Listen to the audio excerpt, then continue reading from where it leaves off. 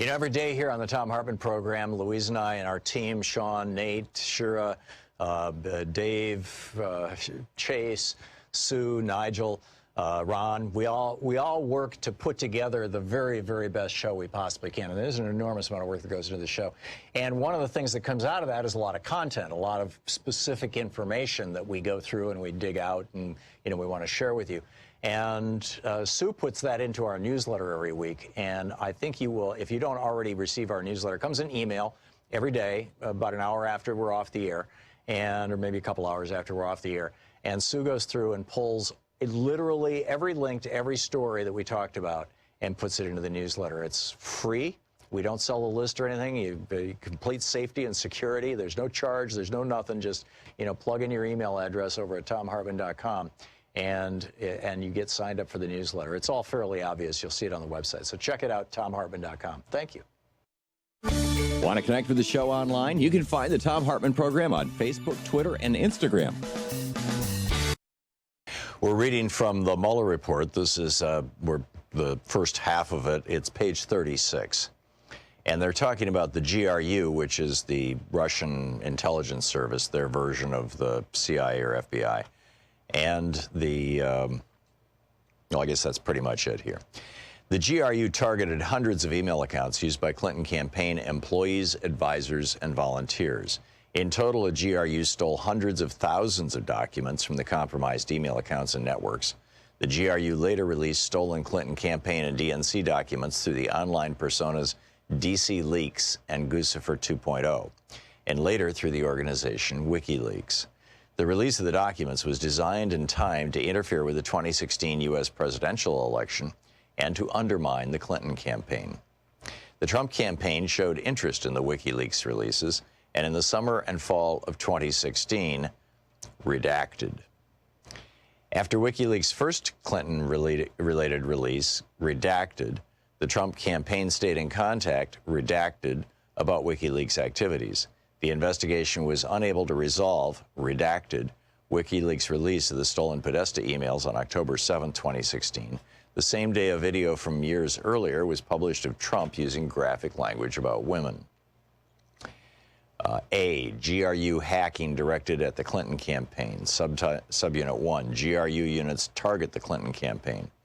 Two military units of the GRU carried out the computer intrusions into the Clinton campaign, DNC, and DCCC. Military units 26165 and 74455. Military unit 26165 is a GRU cyber unit dedicated to targeting military, political, governmental, and non-governmental organizations outside of Russia, including in the United States. The unit was subdivided into departments with different specialties. One department, for example, developed specialized malicious software, malware, while another department conducted large-scale spear phishing campaigns. Redacted. A Bitcoin mining operation to secure Bitcoins was used to purchase computer infrastructure and used in hacking operations. Military Unit 74455 is a related GRU unit with multiple departments that engaged in cyber operations. Unit 74455 assisted in the release of documents stolen by Unit 26165, the promotion of those releases, and the publication of anti-Clinton content on social media accounts operated by the GRU. Officers from Unit 74455 separately hacked computers belonging to state boards of elections, secretaries of state, and U.S. companies that supplied software and other technology related to the administration of U.S. elections. Beginning in mid-March 2016, Unit 26165 had primary responsibility for hacking the DCCC and DNC, as well as email accounts of individuals affiliated with the Clinton campaign.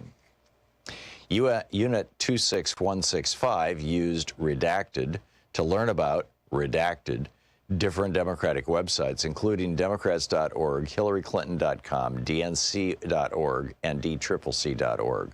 Redacted began before the GRU had obtained any credentials or gained access to these networks, indicating that the larger DCCC and DNC intrusions were not crimes of opportunity, but rather the result of targeting. GRU officers also sent hundreds of spear phishing emails to the work and personal email accounts of Clinton campaign employees and volunteers. Between March 10, 2016 and March 15, 2016, Unit 26165 appears to have sent approximately 90 spear phishing emails to email accounts at hillaryclinton.com. Starting on March 15, 2016, the GRU began targeting Google email accounts used by Clinton campaign employees, along with a small number of DNC email accounts. The GRU's spear phishing operation enabled it to gain access to numerous email accounts of Clinton campaign employees and volunteers, including campaign chairman John Podesta, junior volunteers assigned to the Clinton campaign's advance team, informal Clinton campaign advisors, and a DNC employee. GRU officers stole tens of thousands of emails from spear phishing victims, including various Clinton campaign-related communications. Number 2, intrusions into the DCCC and DNC networks. A, initial access. By no later than April, this is now page 38. By no later than April 12, 2016, the GRU had gained access to the DCCC computer network using the credentials stolen from a DCCC employee who had been successfully spear-phished the week before. Over the ensuing weeks, the GRU traversed the network, identifying different computers connected to the DCCC network. By stealing network access credentials along the way, including those of IT administrators with unrestricted access to the system, the GRU compromised approximately 29 different computers on the DCCC network. Approximately 6 days before first hacking into the DCCC. This is the Thom Hartmann Program. Greetings, my friends, patriots, lovers of democracy, truth, and justice, believers in peace, freedom, and the American way. Thom Hartmann here with you. In our second hour of the program today, we are going to do a deep dive on trade. In our third hour, we're doing a full hour conversations with great minds with Edward J. Watts. He's got a new book out called Mortal Republic, How Rome Fell into Tyranny. And the parallels to modern-day America, I've read the book, are absolutely shocking. We will be spending the entire third hour of the program today on that issue, what we can learn from Rome. And to kick off our program today, last week Congressman Pocan couldn't be with us because they had markups on the, in the House of Representatives, and it just, the week got away from us all. And so he's back with us today. Congressman Pocan, welcome back. Excuse me. Well, thanks, Tom. Glad to be here. And sorry about last week. It's our appropriation season, and I get a lot of full-day markups that I can't leave the room, so it gets a little tricky. Yeah, no, it's all good. And I should say, this is our Middays with Mark segment for the week, and our number is 202-808-9925. Congressman Pocan, the co-chair of the Congressional Progressive Caucus. He represents the 2nd District of Wisconsin. And in the U.S. House of Representatives, his website, pocan.house.gov. You can tweet him at Rep. Mark Pocan. He will be with us for the hour answering your calls on pretty much whatever's on your mind. So give us a call at 202-808-9925. Congressman, what do you see as the top issues that are hitting Congress this week, or that Congress is going to be engaging with? And what are your thoughts on the state of, that constant kind of overhanging everything issue of the fate and future of the Trump presidency in the context of investigations and possible impeachment, all that sort of stuff? Yeah, so lots going on, Tom. That issue kind of dominating everything, right? No matter what we're doing this week, we're actually doing some bills to help reduce the cost of prescription drugs. We're actually doing a historic bill around the Equality Act to ensure full equality for the LGBTQ community across the country, and that will pass Congress, I believe, on Friday. A lot of good things going on, but often overshadowed by, of course, this president, his Twitter account, and really what happened with the Mueller report and what's happening since then. The president's simply refusing, some would say, obstructing the investigation that has to follow by bringing in the various witnesses that we need to bring in, also obstructing on getting the law followed to provide his tax returns to Congress. And in case you didn't know, I mentioned he's obstructing an awful lot. That's also what the Mueller report highlights, about 10 different cases of obstruction, which is why we're trying to get answers. So in many ways, Donald Trump is leading Congress towards an impeachment process, I believe, if he doesn't do anything, because we have no choice but to get information, and he is making it absolutely difficult. Pretty odd for a guy who supposedly is innocent and been exonerated, right? Now, the executive branch, the presidency and all the various, police agencies, the EPA, the Justice Department, I mean, all of this falls under the rubric of the executive branch. You guys make the laws and say, here's what you should be doing, and you appropriate the money and give it to them to operate. Mm-hmm. And then the executive branch has to operate, to faithfully execute the laws of the United States, which is part of the president's oath, because he's, branch 2, which executes the laws, right. Is saying to Congress, we are going to give you absolutely nothing about anything with regard to oversight. This has literally never happened in the history of the presidency of the United States. What are the implications of this? Well, it's huge. I mean, if we can't, he's saying he doesn't even want Mr. Mueller to come in, who wrote the report, who we know since then has written a letter to the Attorney General saying you mischaracterized the report. He doesn't want... 2 letters. And major witnesses like Don McGahn, who are talked about throughout the report in the obstruction section, he's trying to make sure that no one can come and testify. And, as long as this continues to happen, we can't get the additional information that clearly Bob Mueller laid out for Congress. So it's our responsibility to pick up the report from here, not the Attorney General's, not the President's, but Congress's responsibility. And if you can't bring in the witnesses, he's just going to bring us to the point that we have to force him to do that. And again, someone who's innocent doesn't do that, and I think he might be answering a lot of the questions just by his actions. Yeah. There you go. Well, let's pick up some phone calls here. Sure. Our number 202-808-9925. There are some lines open right now. Congressman Mark Pocan is on the line taking your calls for the hour. We're live Monday. It's Middays with Mark. This is the day that I think this is the first time we've done this day of the week. On Monday, yeah. There you go. I think so. So Nick in Chicago. Hey, Nick, thanks for listening to WCPT. What's your question for Congressman Pocan? Yeah, well, I want to say in general that, Tom, you do an excellent job. I'm a conservative guy, and I told you, screener, you do an excellent job representing the progressive viewpoint. You're very knowledgeable and fair. And Congressman Pocan is also the same way, very impressive. For 50 years, I've been a political activist and always towards the conservative and towards the right side. And I feel that all of us are fighting each other automatically, like some votes in Springfield, Illinois. All the Republicans vote only one way, or all the Democrats vote one way. And sometimes there's something for the people that's for the good, but neither side wants to come over to the other side and break ranks or whatever nonsense is going on. I was just wondering what maybe your guest there has to say, or maybe you yourself, Tom. And that would be it. A very good show, by the way. Thank you, Nick. Thank you very much. Yeah, well, thank you, Nick. I appreciate your comments, and I agree. Tom's show is awesome. That's why I love to listen to it also when I'm driving around, much less getting the opportunity to be here. Thank you. Let me just say this, Nick. Part of the problem we have is people like to say there's a polarization going on, but there clearly is. That's stating the obvious. But often you can't even get logical votes. I mean, we put forward something like when the president said there's a declaration of an emergency at the border, and then he immediately went to Mar-a-Lago to Gulf and then showed no other actions to show an emergency at the border. Only 13 Republicans were willing to break ranks in the House from a vote like that, which really is historic and going to set the precedent for future presidents and how they treat Congress. And that's saddening to me because we should be able to work together a whole lot more on some of these issues because we are a co-equal but separate branch of government. So there has been a lot of problems.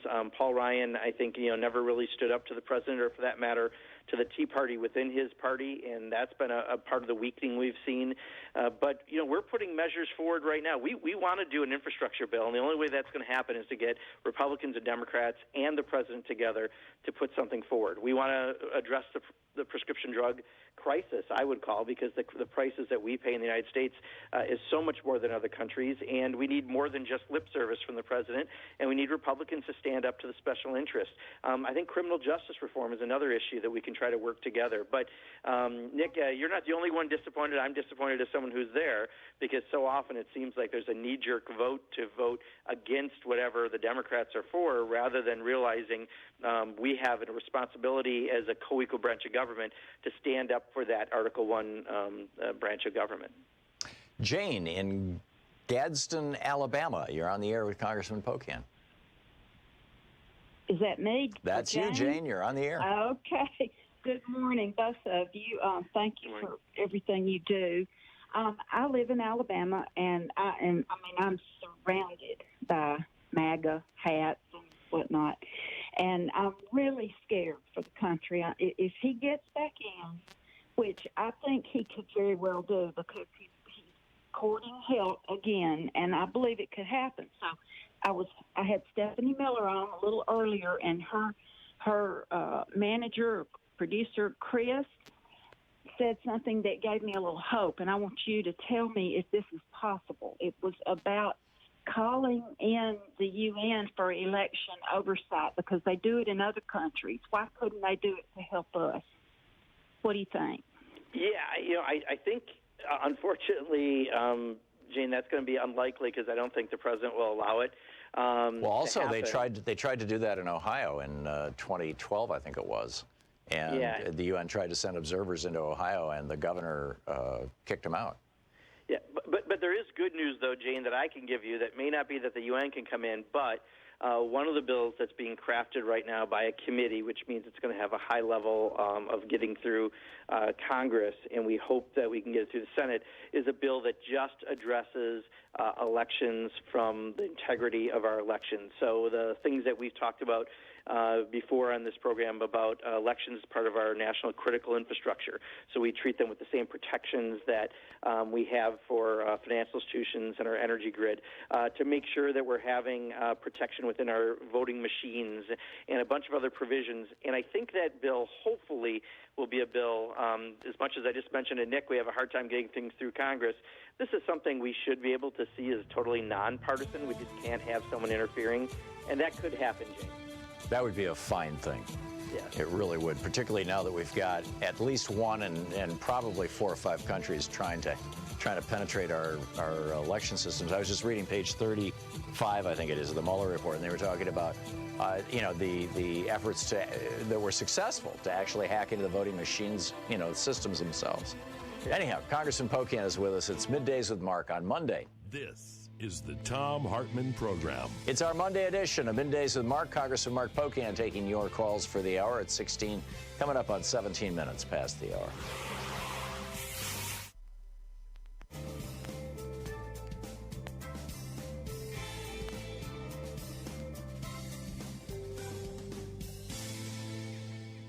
And welcome back. Denise in Calumet, Michigan. You are on the air with Congressman Pocan. Hi, thank you both for what you do. Congressman Pocan, it just weighs on my mind constantly, and I know the minds of other Democrats, that isn't impeaching Trump now more important? Is if we don't impeach him, isn't it a gamble? I mean, I think he could win the election with all his lies and all the Republicans that are doing whatever they're doing. I'm just really afraid that we're gambling with our democracy by holding off on impeachment. What do you think? I'll take that offline. Yeah, Denise, let me separate impeachment from the impeachment process, because I think that's important. Impeachment's going to require Republican votes. So right now, I don't know if that exists. What I do think is on the table, absolutely, and every day that the president continues to obstruct us getting witnesses to come to Congress becomes more and more of a reality, is we may have to start the impeachment process, which will then force more information that we need to get about what happened and get that out to the public. I still can't guarantee you'll get impeachment, because you're going to need Republican votes for that, but that process can get us the truth and more information that people will have, whether it be for the elections or just whether it be as we need to proceed to see if this president broke the law through obstruction or anything else. So I think we are moving in the right way, and unfortunately the reason we're moving is because the president is continuing to obstruct now with witnesses coming to Congress. And because of that, I think it's more of a reality. I think Nancy Pelosi put it almost best when she said the president seems to be self-impeaching himself by his actions, and now we may have to, after we've set a few more of these deadlines that are coming up very, very soon, look very closely at this. Trust me, members are having this conversation. Lowell in Salem, Oregon. You're on the air with Congressman Pocan. Hi, Congressman Pocan. Currently, most of our social programs are very confiscatory and have poverty traps in them. And I was wondering, for example, like if you want Medicaid assistance, you have to deplete all of your assets. And I was wondering if progressives have any goals or policies that will seek to change any of that.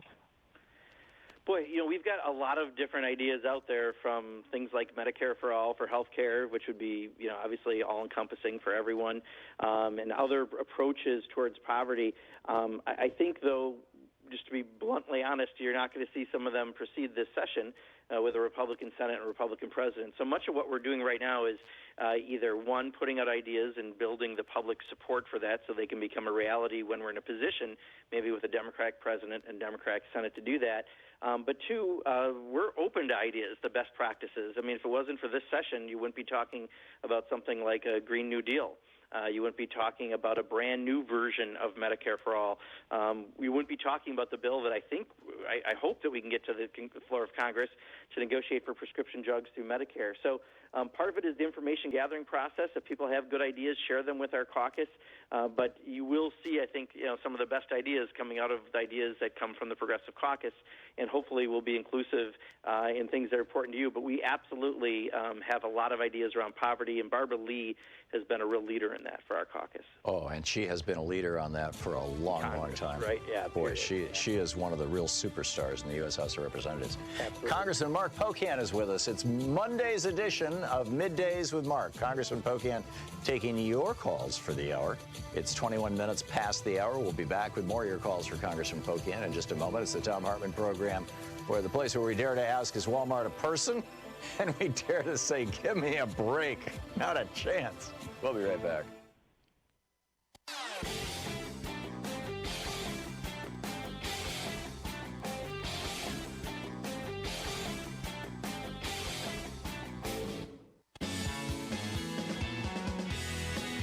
And welcome back. Congressman Mark Pocan taking your calls for the hour. Middays with Mark here on the Thom Hartmann Program, Monday edition. Pat in Schaumburg, Illinois. Hey, Pat, you're on the air with Congressman Pocan. Oh, yeah. I'll make my question very direct and very simple. I don't think it's too much of an exaggeration to say this guy's entire presidency has been an impeachable offense. All we ever hear is about what's going to happen and the Mueller report and this is going to happen, but nothing ever actually happens. He just keeps rolling along. I'd like a concrete answer, Congressman, if you would, to what can be done to stop this guy from literally breaking the law every day. Simple question. Thank you. Yeah, well, unfortunately, it's not a simple answer. I can't stop him from breaking the law every day, or I can't stop him from tweeting every day or doing many of the actions he does. What I can tell you, though, is that in order for impeachment to happen, you have to have Republican votes. We don't have Republican votes right now, but we are trying to get the information through the proceedings we have. The problem is when you set up a hearing and say you're going to have Attorney General show up, like every other Attorney General under former Democratic and Republican presidents would show up, and then they don't, that's new precedent. And this president, unfortunately, gives us lots of new precedent, and then we got to figure out how to do this, whether it be contempt of Congress, fining, all the other methods that we might have out there. So we're all in new territory, and I think, Pat, the best thing to say to you is, we're all doing our best. No one's not trying to move forward as a country on this, but it's important to realize that this is new, uncharted territory for all of us, and I think we're all in this together. We're going to keep working to get the information that everyone deserves, and if this president continues to obstruct, we will go every step we need to go after to make sure he has to comply, and we can have him not break the laws if he's breaking the laws, but there are some steps to happen. Dan in Waterloo, Canada. Hey, Dan, you're on the air with Congressman Pocan. Hey. What province are you in? Great. I'm in Ontario. Okay, thank you. So my father goes down to Florida for the winters. He just got back, and he said, he felt there was a good chance Trump would get back in, which was kind of a scary thought. But I was wondering, there's this talk about impeachment now. What would be the value of holding back on that in case he did get in for a second term? Because, I think that's where you'd see real destruction. Repeat the Nixon experience. Yeah. Okay. Congressman? Yeah, Dan, so for me, I look at this as a constitutional issue and not a political issue. So if he has done something, and part of it is they're trying to get that information to see if he actually did commit obstruction, which really Mr. Mueller is probably one of the most important witnesses we can bring before Congress. If he did something illegal, in my opinion, we have to do what we have to do by our constitutional oaths to go after him. We can't put it off for political reasons. I can tell you this, in a state like Wisconsin, that he narrowly won, and I think he won it because of how he talked about trade. We've been, impacted pretty strongly by a loss of jobs to other countries. He also has the biggest drop-off in my state of any state he won because of how he's handling trade, because he clearly doesn't know what he's saying. I mean, when he talked about bringing American jobs back, that was an attractive message. But what he's doing right now with the tariff war is hurting farmers, hurting Harley-Davidson, which is made in Wisconsin, hurting a lot of things. I don't see it. Even though he's got that hardcore support there, I still think he's going to have a hard time at his current rate of getting reelected. But that is a separate issue from impeachment. We may have to start this impeachment process very soon because he's not complying. But again, there's no guarantee of impeachment, but there is a better way to get information to share with the American people. So I don't think he necessarily is positioned well for 2020, but we've got a very big primary on our side to deal with, and just keep watching. Joe in Cupertino, California. You're on the air with Congressman Pocan. We have a minute to a hard break here, so quick one, please. Oh. Yes, Congressman Pocan, excuse me, thank you for your representation. Excuse me again. Thank you. A piece in the magazine That Nation in regards to the DCCC, and I'm really concerned, but I do respect your position here. I think that we're missing the boat as progressives if we don't try to get new blood in. Nancy Pelosi's been in office for a long time, and I love her. I've been, a Democrat for my whole life. Joe, what's your question? Well, I just want to make sure that we don't let this go away. We got a bigger picture here. The Senate needs to be taken over. Yeah, we're going to impeach Trump, or not now, but we got to take the Senate back. By not allowing for new people to come into office, we don't get representatives. Okay, I get it. Joe's objecting to the DCCC policy. Yeah, and as do I. I think it's wrong-headed. The best way for someone to get reelected is to do a good job in their district or make a good case to the American people, and to put the thumb on the scale like the D-Trip is doing for incumbents, I think is anti-democratic with a small d. I think it's going to be counterproductive to what the DCCC's goals are, and we've expressed that very strongly with them, and we're hoping they'll revisit that policy. Who's in charge of the DCCC these days? Sherry Bustos from Illinois. Okay, interesting. So she would be the person to call their office if you wanted to object to this policy. If not, and quite honestly, Nancy Pelosi needs to hear it too. I think Nancy Pelosi. Okay, thank you. Congressman Mark Pocan with us for the hour, taking your calls. Middays with Mark. You're listening to the Thom Hartmann Program. Call 202-808-9925. He is the co-chair of the Congressional Progressive Caucus, represents Wisconsin's 2nd District in the U.S. House of Representatives. Pocan.house.gov is his website. Rep. Mark Pocan on Twitter.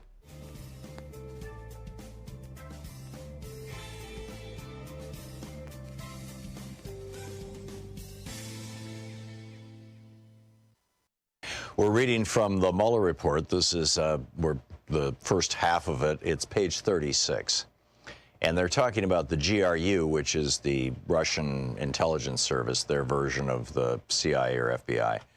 And I guess that's pretty much it here. The GRU targeted hundreds of email accounts used by Clinton campaign employees, advisors, and volunteers. In total, the GRU stole hundreds of thousands of documents from the compromised email accounts and networks. The GRU later released stolen Clinton campaign and DNC documents through the online personas DC Leaks and Guccifer 2.0, and later through the organization WikiLeaks. The release of the documents was designed and timed to interfere with the 2016 U.S. presidential election and to undermine the Clinton campaign. The Trump campaign showed interest in the WikiLeaks releases, and in the summer and fall of 2016, redacted. After WikiLeaks' first Clinton-related release, redacted, the Trump campaign stayed in contact, redacted, about WikiLeaks activities. The investigation was unable to resolve, redacted, WikiLeaks' release of the stolen Podesta emails on October 7, 2016. The same day a video from years earlier was published of Trump using graphic language about women. GRU hacking directed at the Clinton campaign. Subunit 1, GRU units target the Clinton campaign. 2 military units of the GRU carried out the computer intrusions into the Clinton campaign, DNC, and DCCC. Military units 26165 and 74455.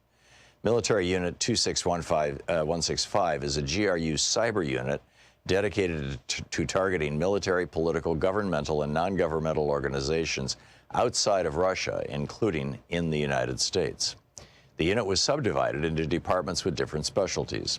One department, for example, developed specialized malicious software, malware, while another department conducted large-scale spear phishing campaigns. Redacted. A Bitcoin mining operation to secure Bitcoins was used to purchase computer infrastructure and used in hacking operations. Military Unit 74455 is a related GRU unit with multiple departments that engaged in cyber operations. Unit 74455 assisted in the release of documents stolen by Unit 26165, the promotion of those releases, and the publication of anti-Clinton content on social media accounts operated by the GRU. Officers from Unit 74455 separately hacked computers belonging to state boards of elections, secretaries of state, and U.S. companies that supplied software and other technology related to the administration of U.S. elections. Beginning in mid-March 2016, Unit 26165 had primary responsibility for hacking the DCCC and DNC, as well as email accounts of individuals affiliated with the Clinton campaign. Unit 26165 used Redacted to learn about redacted different Democratic websites, including Democrats.org, HillaryClinton.com, DNC.org, and DCCC.org. Redacted began before the GRU had obtained any credentials or gained access to these networks, indicating that the larger DCCC and DNC intrusions were not crimes of opportunity, but rather the result of targeting. GRU officers also sent hundreds of spear phishing emails to the work and personal email accounts of Clinton campaign employees and volunteers. Between March 10, 2016 and March 15, 2016, Unit 26165 appears to have sent approximately 90 spear phishing emails to email accounts at HillaryClinton.com. Starting on March 15, 2016, the GRU began targeting Google email accounts used by Clinton campaign employees, along with a small number of DNC email accounts. The GRU's spear phishing operation enabled it to gain access to numerous email accounts of Clinton campaign employees and volunteers, including campaign chairman John Podesta, junior volunteers assigned to the Clinton campaign's advance team, informal Clinton campaign advisors, and a DNC employee. GRU officers stole tens of thousands of emails from spear phishing victims, including various Clinton campaign-related communications. Number 2, intrusions into the DCCC and DNC networks. Initial access. By no later than April, this is now page 38. By no later than April 12, 2016, the GRU had gained access to the DCCC computer network using the credentials stolen from a DCCC employee who had been successfully spear-phished the week before.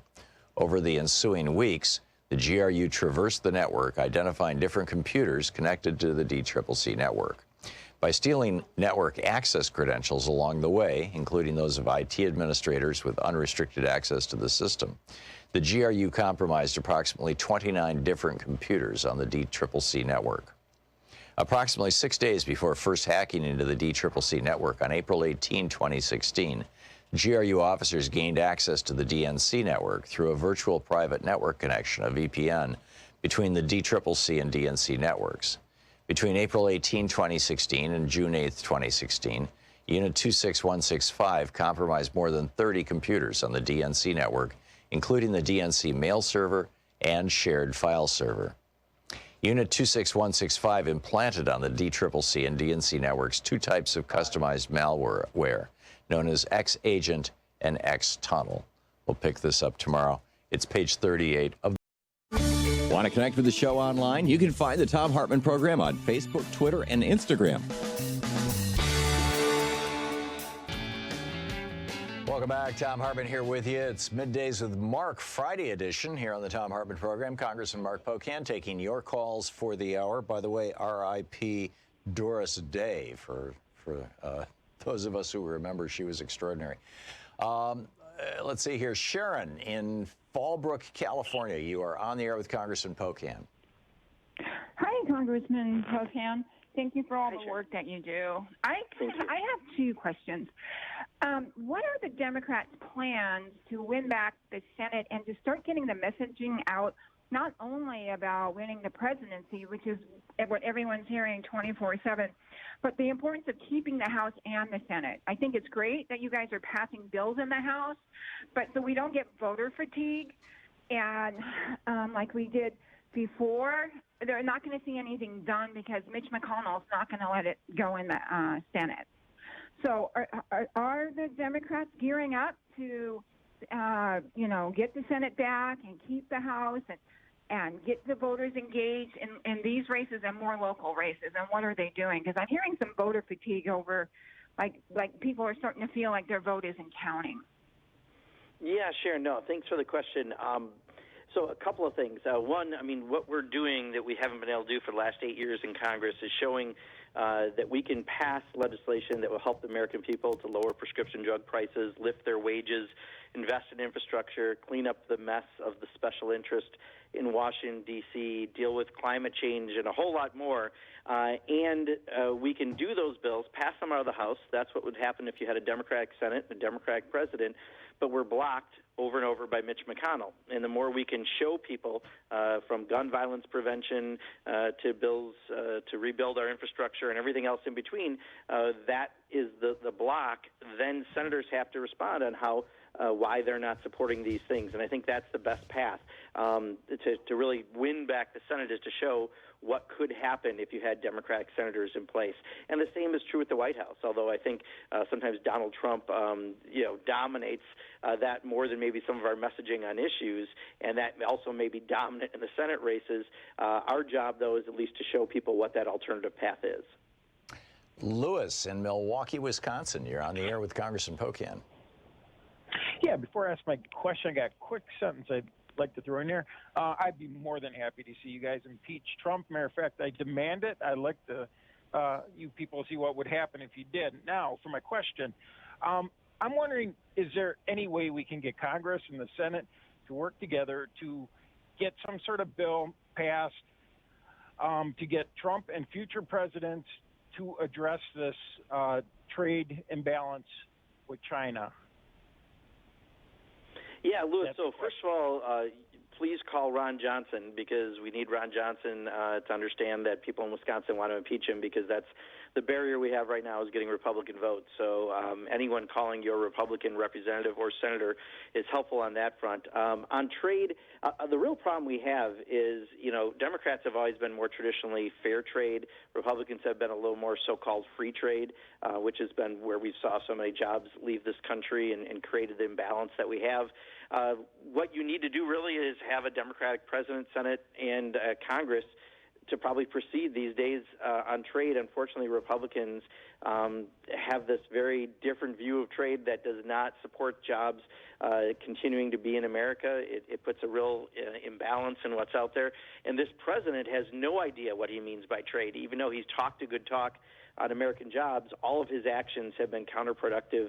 And even on the so-called NAFTA 2.0, the labor provisions simply aren't enforceable that he claimed he got that are better. And he's got provisions in there that Canada and Mexico didn't ask for big pharma, even though the president tells us he's trying to lower the price of prescription drugs.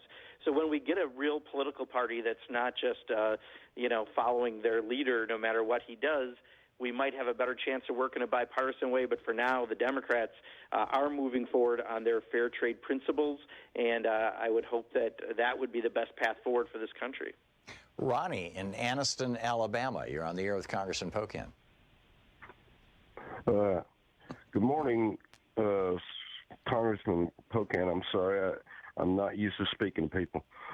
Listen, it's more of a statement. What I was going to ask you was, y'all are after Trump his records and subpoenaing people to testify and all that stuff. Well, how is it going to work out for everybody in this country when he's already stacked the deck in the Supreme Court? Good question. Yeah. No, I hear you, Ronnie, and that is also an issue when you have a Republican president and you have an open seat. This president especially has, appointed some people that are very conservative, and even in the last year of Obama's presidency, the Republicans in the Senate blocked him from making an appointment as he should have been able to. So often it depends who's in Congress and especially the Senate when it comes to those Supreme Court appointments, why they're so very important. But the Supreme Court can't block us from getting some of the things that we're trying to get with this president. And if you had an impeachment process, we can proceed without the Supreme Court. So there still are many things we can do that don't necessarily have to have the court involved for right now the information we're trying to get. So that shouldn't be a barrier. Thomas in New York City, you're on the air with Congressman Pocan. Hello, Tom.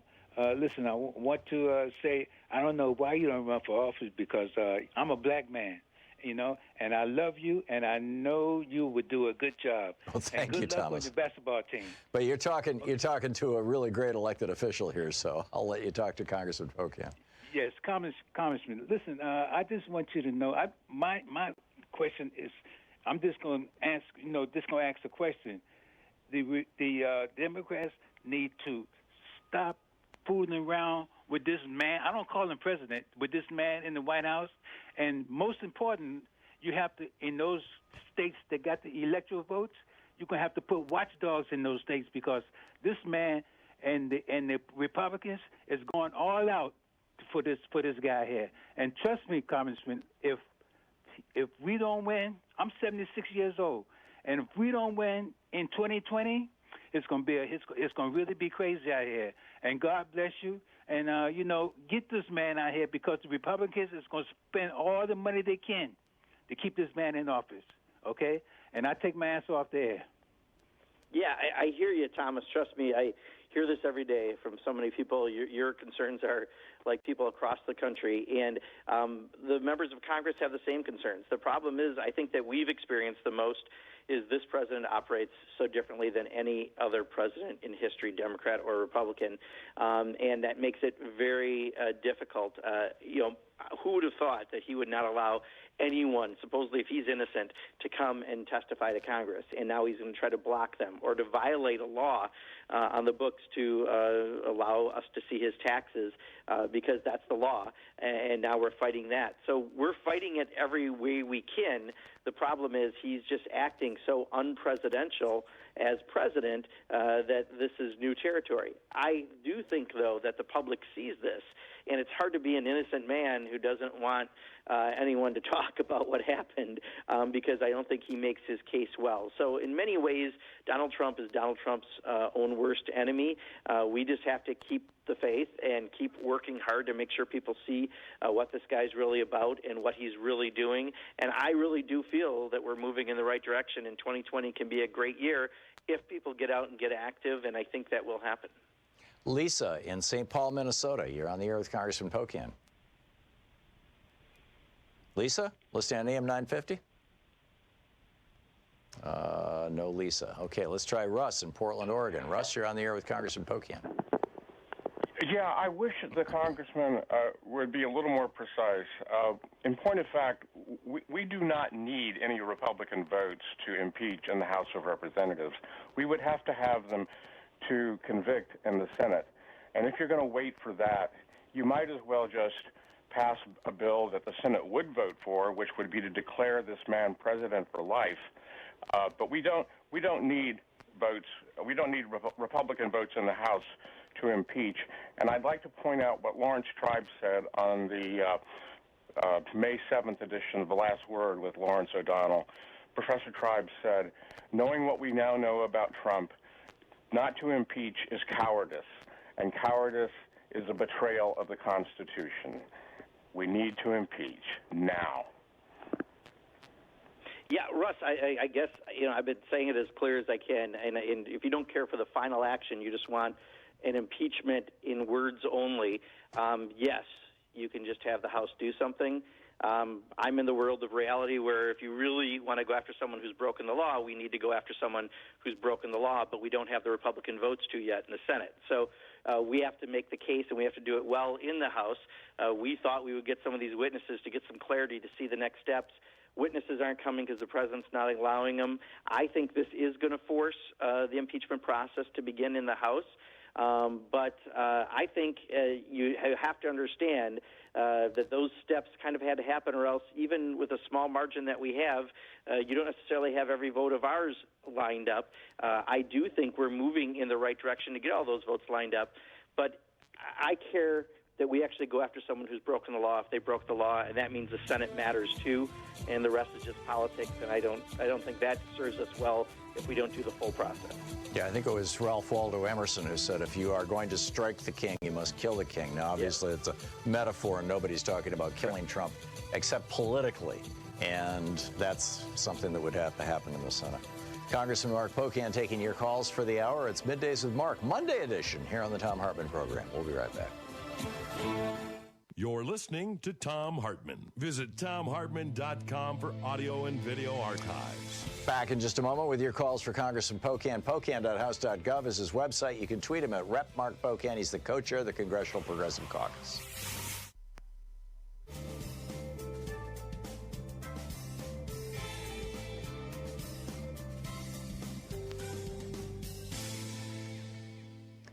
And welcome back. Andy in Belmont, Michigan, listening on WPRR. You're on the air with Congressman Pocan. Good morning, my friends. Hey, Congressman, is anybody in the House looking at the money the Russians give to the NRA and they supply to the the Republican Party? I mean, you know, they got all that money from Russia, and I'd like to know who got it on the Republican side. And I'll take my question off the air. Yeah, Andy, I mean, those are all some of the components that various committees are looking at, and part of why we would like to, again, have some of the major witnesses, especially Mr. Mueller, come before Congress, because they can share so much more with us. That first 180 or so pages of the Mueller report that lay out the Russian involvement is really crucial, you know, we are crafting a bill right now that we hope that can go through both houses to actually protect our elections, because when you read the Mueller report, and as Tom has been reading it on air, one of the things that really struck me is that you're told over and over you can't talk about Russian interference in the election in 2020 to the president, because he thinks that somehow that delegitimizes him as president, thinking about himself, not the country. Well, the country, Democrat and Republican, have to make sure countries can't interfere with our elections. So I'm hoping that we can move that forward. I'm hoping we can look at some of these other things that happened in this context, but I find it absolutely stunning that, what was it, a week or two ago, when the president spent 90 minutes on the phone with Vladimir Putin and didn't even bring up the interference in our elections. Boy, I think that was one more of the new points of presidency under this president that is just stunningly amazing to see this guy do. Yeah, to say the least. Jim in Muskegon, Michigan, you're on the air with Congressman Pocan. Gentlemen, it's a real pleasure talking to you in these appalling times. Thanks for all you're doing. And would Teflon Don be a new good nickname for our president? Because he's the new John Gotti, right? It was like Teflon Reagan, too. Teflon Don. Hey, gentlemen, a quick question, Congressman Pocan. Am I wrong here, Congressman? Would E-Verify solve a lot of our immigration problems with everybody is E-Verify when they get a job, they get any assistance of any kind? I'm definitely not a Mitt Romney fan at all, but he said something about self-deportation. Wouldn't they, if it's the magnet's not there, it's tough to, you just have a mandatory federal system. We all get our Social Security card checked for a job, whatever. Wouldn't that clear up a lot of the illegal immigration issues we have right now? Well, I think. Or am I missing something here? Yeah, I think it's not as easy as that. I mean, there's 13 million people here right now who are are undocumented. And to somehow assume that that's going to go away with either an E-Verify system or something else, I think is unlikely. I think that's why The bill that had passed through the Senate 4 sessions ago with nearly 70 votes in a bipartisan way had a pathway to citizenship for aspiring Americans. It also had some extra protections at the borders. But it was a bill that was comprehensive, and that's what we need to move forward. We just have to address this issue, acknowledging that we have so many people already here. And I don't know if the E-Verify is realistic, and you're going to somehow assume that that will have people leaving the country. And in many cases, people have been here for a very, very long time. Congressman Mark Pocan taking your calls for the hour. It's coming up on 10 minutes before the hour here on the Thom Hartmann Program, the place where smart people get the news. Stick around. We'll be right back with more of your calls for the co-chair of the Congressional Progressive Caucus, Representative Mark Pocan.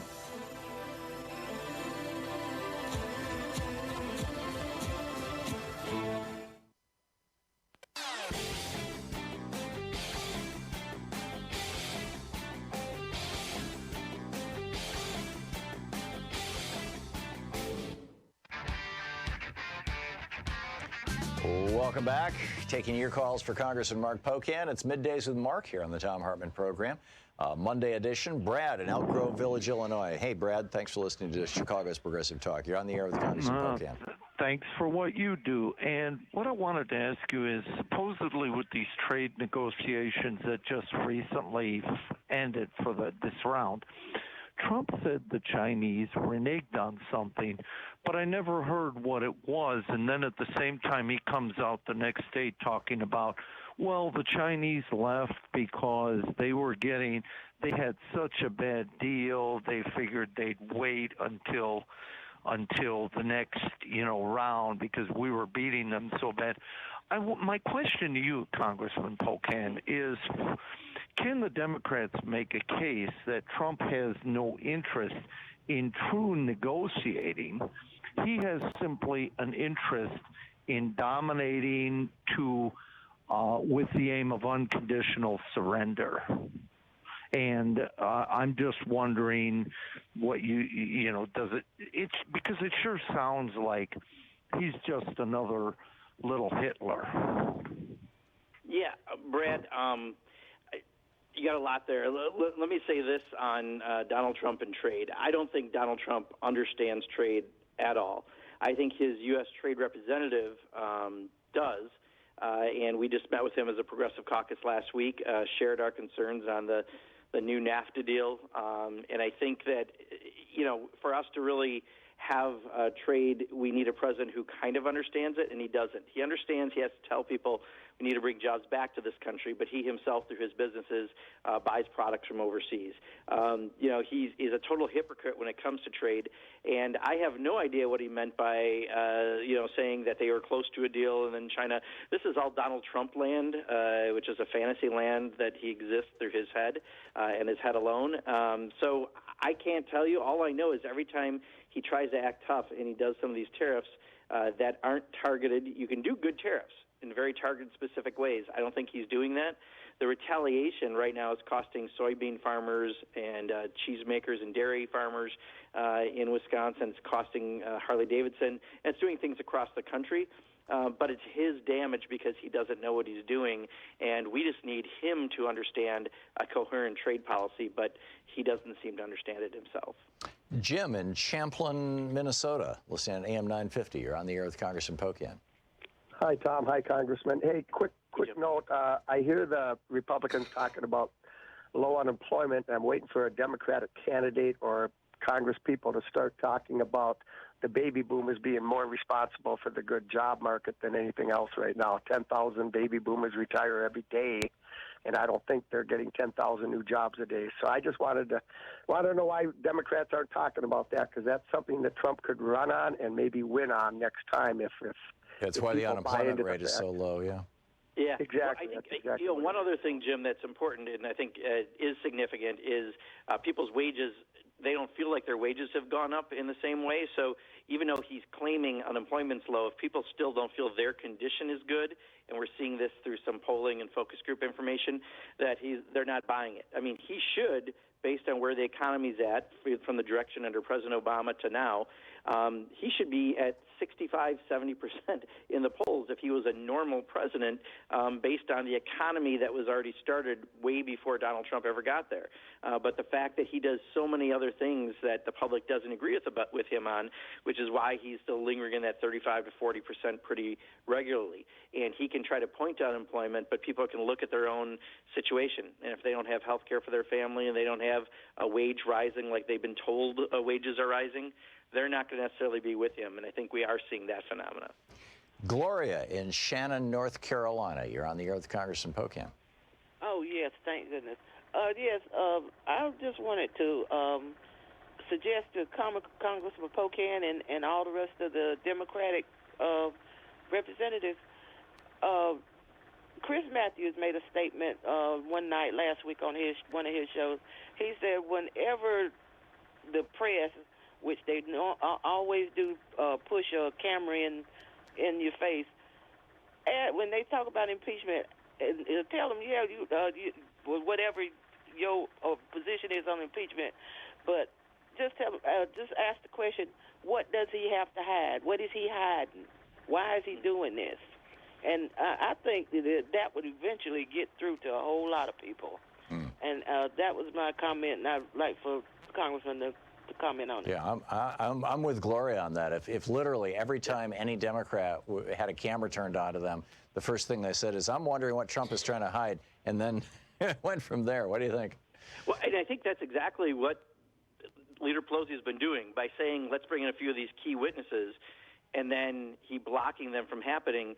And she started to say, why is he obstructing this? If he's, if he's exonerated, why would he not want people to be able to come and talk to Congress? And then also, he's also contradicted himself by saying these are charges that he hasn't been able to respond to. Again, why wouldn't you want those people to then be able to respond to these charges? I mean, you should want to give them a ride yourself, I think is what David Cicilline said to testify, if you truly are innocent. But by all his actions, he certainly looks like a guilty person. So I use that all the time because I come from Wisconsin. I always say if it doesn't pass the smell test, what he's doing doesn't pass the smell test. And I think that ultimately puts us in the best position to show that this guy is just not telling the truth. Okay. 50 seconds to the end of the hour. Larry in Kellogg, Idaho. A quick question for Congressman Pocan, please.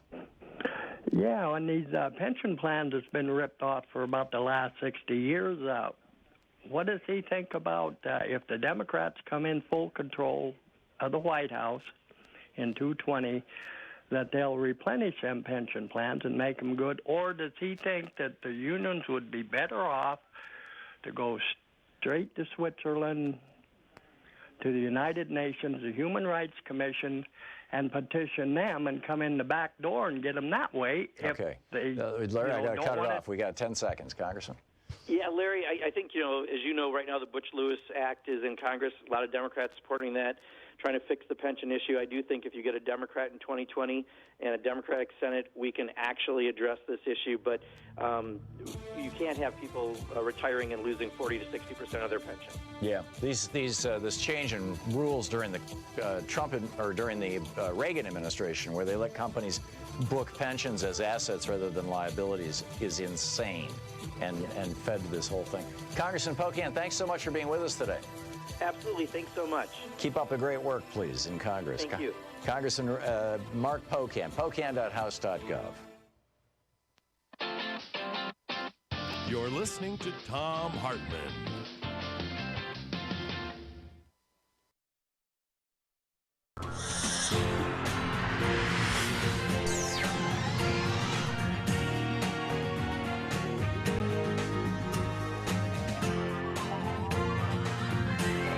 We say fight back!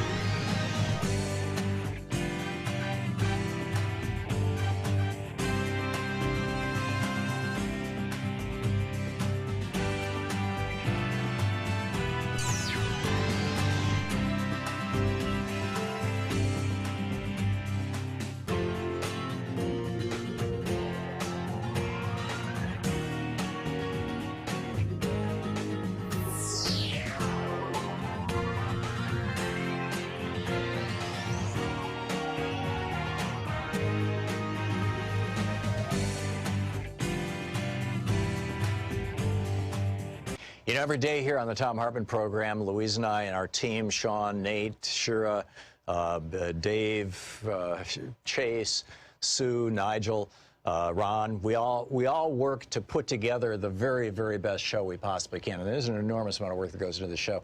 And one of the things that comes out of that is a lot of content, a lot of specific information that we go through and we dig out and, you know, we want to share with you. And Sue puts that into our newsletter every week. And I think you will, if you don't already receive our newsletter, it comes in email every day, about an hour after we're off the air, or maybe a couple hours after we're off the air. And Sue goes through and pulls literally every link to every story that we talked about and puts it into the newsletter. It's free. We don't sell a list or anything. You complete safety and security. There's no charge. There's no nothing. Just, you know, plug in your email address over at thomhartmann.com. And you get signed up for the newsletter. It's all fairly obvious. You'll see it on the website. So check it out, thomhartmann.com. Thank you. We're reading from the Mueller report. This is the first half of it. It's page 36. And they're talking about the GRU, which is the Russian intelligence service, their version of the CIA or FBI. And well, I guess that's pretty much it here. The GRU targeted hundreds of email accounts used by Clinton campaign employees, advisors, and volunteers. In total, the GRU stole hundreds of thousands of documents from the compromised email accounts and networks. The GRU later released stolen Clinton campaign and DNC documents through the online personas DC Leaks and Guccifer 2.0, and later through the organization WikiLeaks. The release of the documents was designed and timed to interfere with the 2016 U.S. presidential election and to undermine the Clinton campaign. The Trump campaign showed interest in the WikiLeaks releases, and in the summer and fall of 2016, redacted. After WikiLeaks' first Clinton-related release, redacted, the Trump campaign stayed in contact, redacted, about WikiLeaks activities. The investigation was unable to resolve, redacted, WikiLeaks' release of the stolen Podesta emails on October 7, 2016. The same day a video from years earlier was published of Trump using graphic language about women. GRU hacking directed at the Clinton campaign. Subunit 1, GRU units target the Clinton campaign. 2 military units of the GRU carried out the computer intrusions into the Clinton campaign, DNC, and DCCC. Military units 26165 and 74455. Military Unit 26165 is a GRU cyber unit dedicated to targeting military, political, governmental, and non-governmental organizations outside of Russia, including in the United States. The unit was subdivided into departments with different specialties. One department, for example, developed specialized malicious software, malware, while another department conducted large-scale spear phishing campaigns. Redacted. A Bitcoin mining operation to secure Bitcoins was used to purchase computer infrastructure and used in hacking operations. Military Unit 74455 is a related GRU unit with multiple departments that engaged in cyber operations. Unit 74455 assisted in the release of documents stolen by Unit 26165, the promotion of those releases, and the publication of anti-Clinton content on social media accounts operated by the GRU. Officers from Unit 74455 separately hacked computers belonging to state boards of elections, secretaries of state, and U.S. companies that supplied software and other technology related to the administration of U.S. elections. Beginning in mid-March 2016, Unit 26165 had primary responsibility for hacking the DCCC and DNC, as well as email accounts of individuals affiliated with the Clinton campaign. Unit 26165 used redacted to learn about redacted different Democratic websites, including Democrats.org, HillaryClinton.com, DNC.org, and DCCC.org. Redacted began before the GRU had obtained any credentials or gained access to these networks, indicating that the larger DCCC and DNC intrusions were not crimes of opportunity, but rather the result of targeting. GRU officers also sent hundreds of spear phishing emails to the work and personal email accounts of Clinton campaign employees and volunteers. Between March 10, 2016 and March 15, 2016, Unit 26165 appears to have sent approximately 90 spear phishing emails to email accounts at hillaryclinton.com. Starting on March 15, 2016, the GRU began targeting Google email accounts used by Clinton campaign employees, along with a small number of DNC email accounts. The GRU's spear phishing operation enabled it to gain access to numerous email accounts of Clinton campaign employees and volunteers, including campaign chairman John Podesta, junior volunteers assigned to the Clinton campaign's advance team, informal Clinton campaign advisors, and a DNC employee. GRU officers stole tens of thousands of emails from spear phishing victims, including various Clinton campaign-related communications. Number 2, intrusions into the DCCC and DNC networks. A, initial access. By no later than April, this is now page 38. By no later than April 12, 2016, the GRU had gained access to the DCCC computer network using the credentials stolen from a DCCC employee who had been successfully spear-phished the week before. Over the ensuing weeks, the GRU traversed the network, identifying different computers connected to the DCCC network. By stealing network access credentials along the way, including those of IT administrators with unrestricted access to the system, the GRU compromised approximately 29 different computers on the DCCC network. Approximately 6 days before first hacking into the DCCC network on April 18, 2016, GRU officers gained access to the DNC network through a virtual private network connection, a VPN, between the DCCC and DNC networks. Between April 18, 2016 and June 8, 2016, Unit 26165 compromised more than 30 computers on the DNC network, including the DNC mail server and shared file server. Unit 26165 implanted on the DCCC and DNC networks 2 types of customized malware, known as X-Agent and X-Tunnel. We'll pick this up tomorrow. It's page 38 of. Want to connect with the show online? You can find the Thom Hartmann Program on Facebook, Twitter, and Instagram.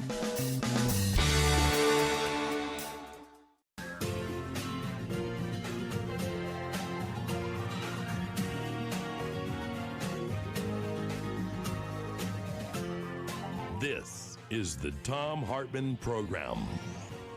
Welcome back to the second hour of our program. Congressman Mark Pocan taking your calls for the previous hour. And some fascinating things he had to say there on issues ranging from trade to impeachment to, the future of Donald Trump. I don't think we need to recap or relitigate them, although, if any of you want to discuss any of those topics, feel free to give us a shout.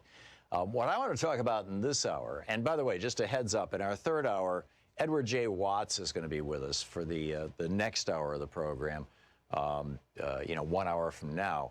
He wrote a remarkable new book that I read over the weekend before last, titled Mortal Republic, How Rome Fell into Tyranny. And it's probably, one of the most well-written histories of the Roman Empire, or the late Roman Empire, or the midpoint of the Roman Empire, as it collapsed out of republic in the era, from 100 AD to 0, essentially, and then became ceased to be a republic at all and became an empire, basically, with the installation of Octavian or Caesar Augustus in 30 BC, whatever it was. Anyway, back around that time. So Edward, and the last chapter of his book, Mortal Republic, is all about the parallels between Rome and the United States. It's absolutely fascinating. So I invited him on, Sean and I invited him on for the full hour, and he took us up on the offer. So I'm looking forward to a really interesting conversation in the next hour. But I wanted to talk about trade. We're hearing all kinds of stuff about trade policies, about, what Donald Trump is saying, about whether this is smart trade policy or stupid trade policy, whether it's true that China's paying the tariffs or not, all these kinds of things. Greg Sargent has an interesting piece in today's Washington Post. It's titled, Trump is staking re-election on one of his biggest lies, and the lie is that China's paying the tariffs.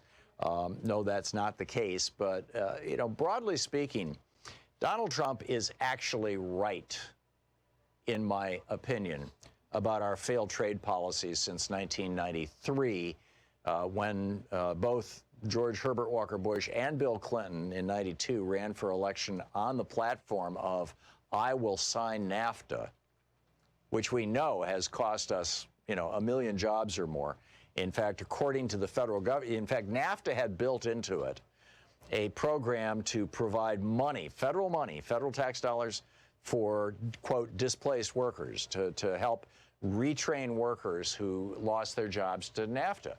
And hundreds of thousands of workers have actually qualified for this program and had money set aside to pay for them to go to trade schools. The problem is, because they lost their jobs, because principally American auto factories and washing machine, large appliance factories and TV factories all moved to Mexico as a result of NAFTA. And the problem was that these people got, quote, training in for-profit phony baloney schools that trained them for BS jobs that don't exist. It was just, another federal money transfer to the for-profit education sector. It was a scam. The whole NAFTA thing, in my opinion, was a scam. And Ross Perot was right about that, and Donald Trump is right about that. And that's a problem for Democrats, because about half of the Democratic Party agrees with what I just said. And about half of the Democratic Party thinks, no, if we just keep doing this free trade thing, someday it'll work out for us. I'm sorry, it's never going to work out for us. Every other country in the world, literally every other developed country and many of the developing countries in the world, have protectionist trade policies. They're not all tariffs. Most of them actually, the advanced countries now, when all the tariffs went down, replaced them with VAT taxes, value-added taxes. You've heard my rants about those over the years. Germany, for example, has a value-added tax. Every stage along the manufacture process, converting steel ore or iron ore into iron, small tax for the increase in value. The value added, turn that iron into steel, small tax. Turn that steel into rolled steel, small tax. Turn that rolled steel into a car door, small tax. Put that door on the car, small tax. And when you're all done, the total tax is 17%, is the value-added tax in Germany. And in most European countries, it runs from 15 to 18%. And so if you're a German and you buy a car made in Germany, you pay a 17% VAT tax. But if Germany wants to export a car to the United States, because we are not Germans, we don't have to pay the VAT tax. So that's a 17% discount on the export of a German car. On the other hand, if Chevy wants to make a car in the United States and sell it to somebody in Germany, at the moment that car hits the German border, they're going to hit it with a 17% VAT tax, because after all, German, car buyers are supposed to be paying a 17% VAT tax. So you add 17 and 17, that's 34. This is functionally a 34% tariff on exports and imports to Germany. And it's not just Germany. As I said, it's every single country in Europe. This is a large part of the Brexit vote, is that the Brits want their tariffs back, so that, or at least they want their VAT tax to apply to the rest of Europe, so when they sell things into Europe, they can make some money on it. Or actually, it's more like the jobs will stay home. So, Trump is right about this. It may be that most Americans don't understand the nuance of it, but he is right. And he's not doing it right, but he's right about the problem. That ever since, basically Bill Clinton came in and said, yeah, we're going to do free trade, that was the end of a lot of literally millions and millions of American jobs. And this could get Trump reelected in 2020, no matter how this current fight with China turns out. Greg Sargent in his piece is saying no deal followed by still more tariffs will allow Trump to claim he's being tough on China. And he believes this will be a political winner, even if the imposed tariffs impose still more economic pain. I agree with Trump on this. I think he's right. And I think that all the particularly the Democratic, the people on the Democratic side, who are, the old-fashioned, let's keep free trade, the Obama and Clinton neoliberal consensus, the Tony Blairs, that part of our Democratic Party. I think that, if they don't start singing a different tune, the American workers are not going to vote them into office. Whereas you've got a bunch of progressives, you've got Bernie, you've got Elizabeth Warren, there's a bunch of more progressive candidates who for some time have been saying this trade policy absolutely sucks. I mean, the Congressional Progressive Caucus was opposed to NAFTA. They were opposed to allowing China most favored nation status. That also happened in the 90s.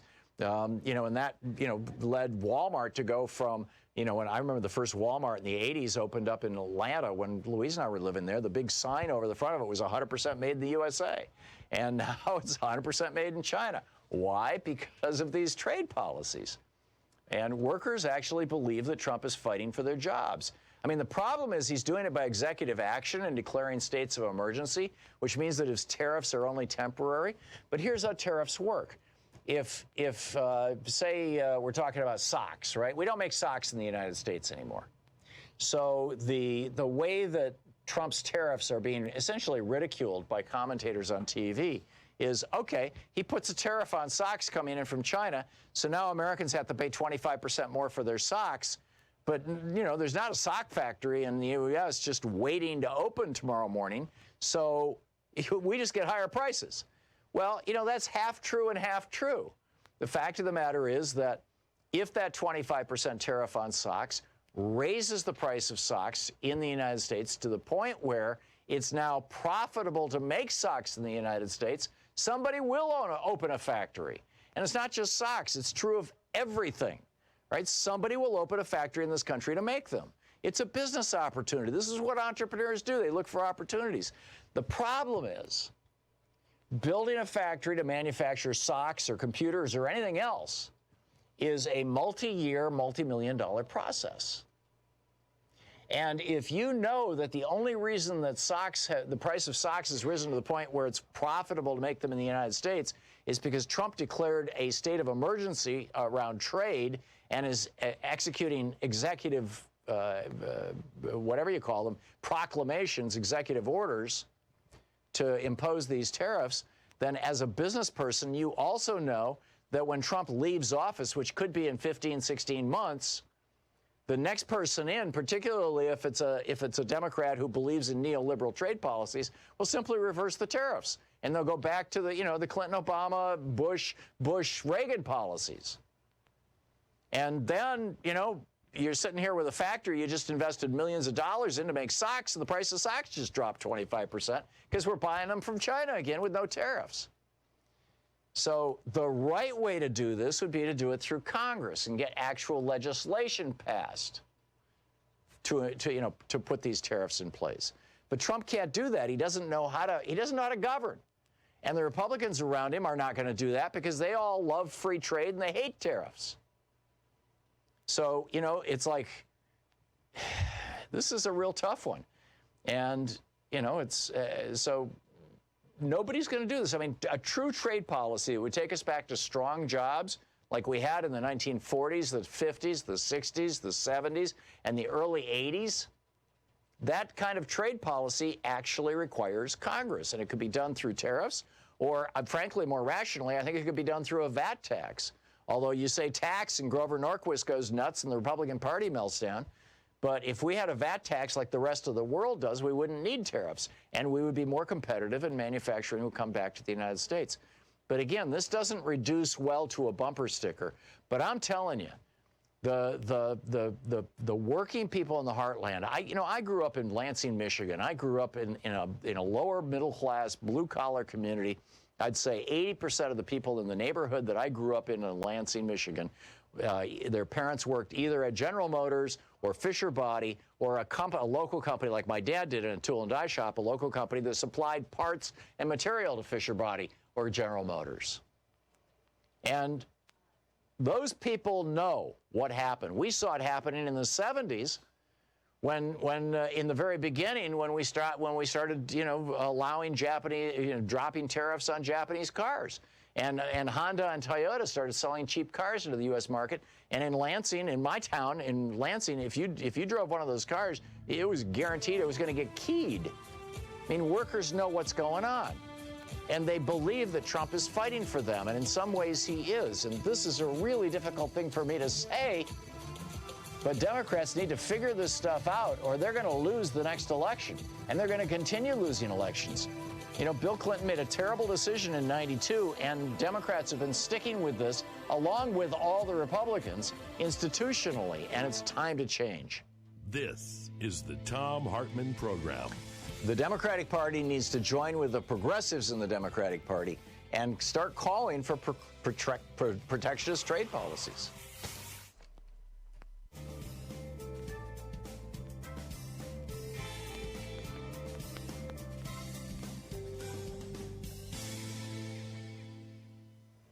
And welcome back. Maureen in Montrose, Colorado. Hey, Maureen, thanks for watching us on Free Speech on Dish. What's up?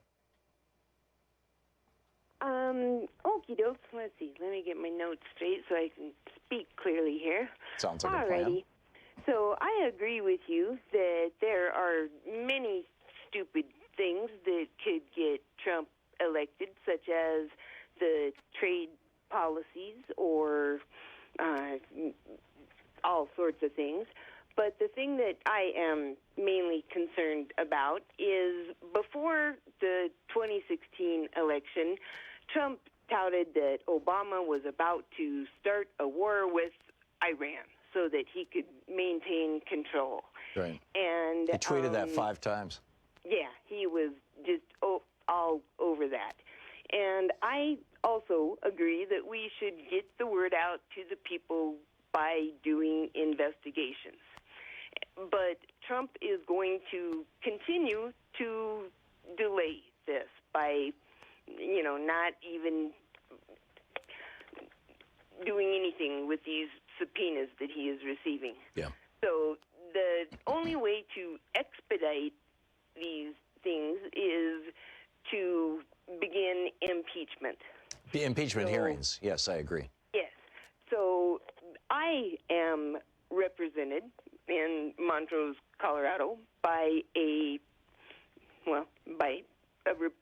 Republican congressman who does not, I haven't noticed that he has done anything. Scott Tipton. He's saved a little bit of water for Southern California. That's about, good for Southern California. I'm glad for them. But, and has done nothing as far as help to investigate. Right. At Nancy Pelosi's website, as far as I can find, says that she doesn't respond to any people outside of her district. That's unfortunate. So I'm lost. My congressmen, my senators, I have one. Right, you have Bennett and Gardner. Bennett is a Democrat and Gardner is a Republican. I and the western slope of Colorado is very Republican. I don't know what I can do. Well, what you can do, Maureen, in terms of influencing your elected officials, you may well not be able to.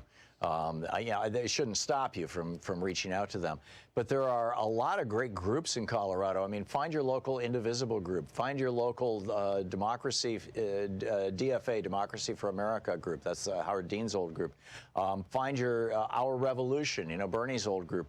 MoveOn.org has local groups. There's Drinking Liberally, where people get together in a bar once a week and then sit around and drink and talk about, their progressive politics. There's the local Democratic Party. There's all kinds of stuff you can do, Maureen. The western slope is, I think you'd be surprised how many progressives are actually out there. I would suggest that you start out by just showing up at your next local Democratic Party meeting or Democratic Club meeting if there is one. And if you do, Maureen, would you call us back and report back? Certainly I will. Okay, great. Thanks a lot, Maureen. Great to hear from you, and thanks for watching Free Speech TV. We'll be right back.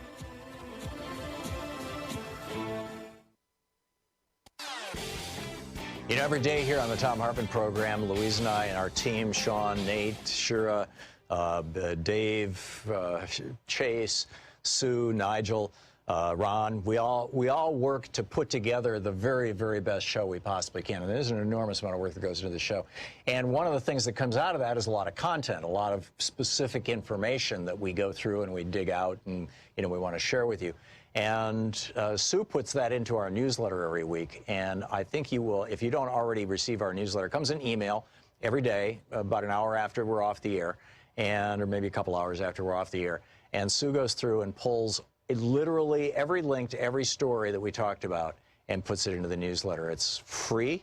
We don't sell a list or anything. You complete safety and security. There's no charge. There's no nothing. Just, plug in your email address over at thomhartmann.com. And you get signed up for the newsletter. It's all fairly obvious. You'll see it on the website. So check it out, thomhartmann.com. Thank you.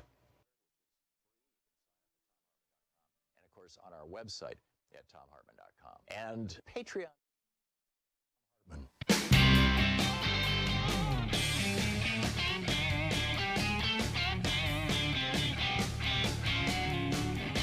Welcome back. Let's talk, let's talk trade. Let's talk impeachment. Let's talk what the Democratic Party is up to.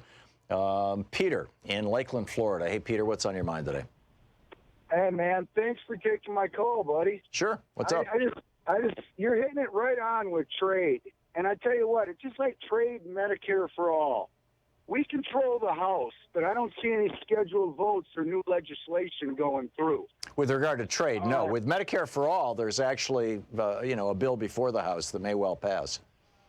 I'd like to see some votes scheduled, though. That would be great. But on trade, though, this is what I always told people. This is how Trump won the presidency. Yep. Wisconsin, Michigan, Ohio, and Pennsylvania. All that were gutted by NAFTA and NTR for China. Yep. I lived in Wisconsin at that time. Yep.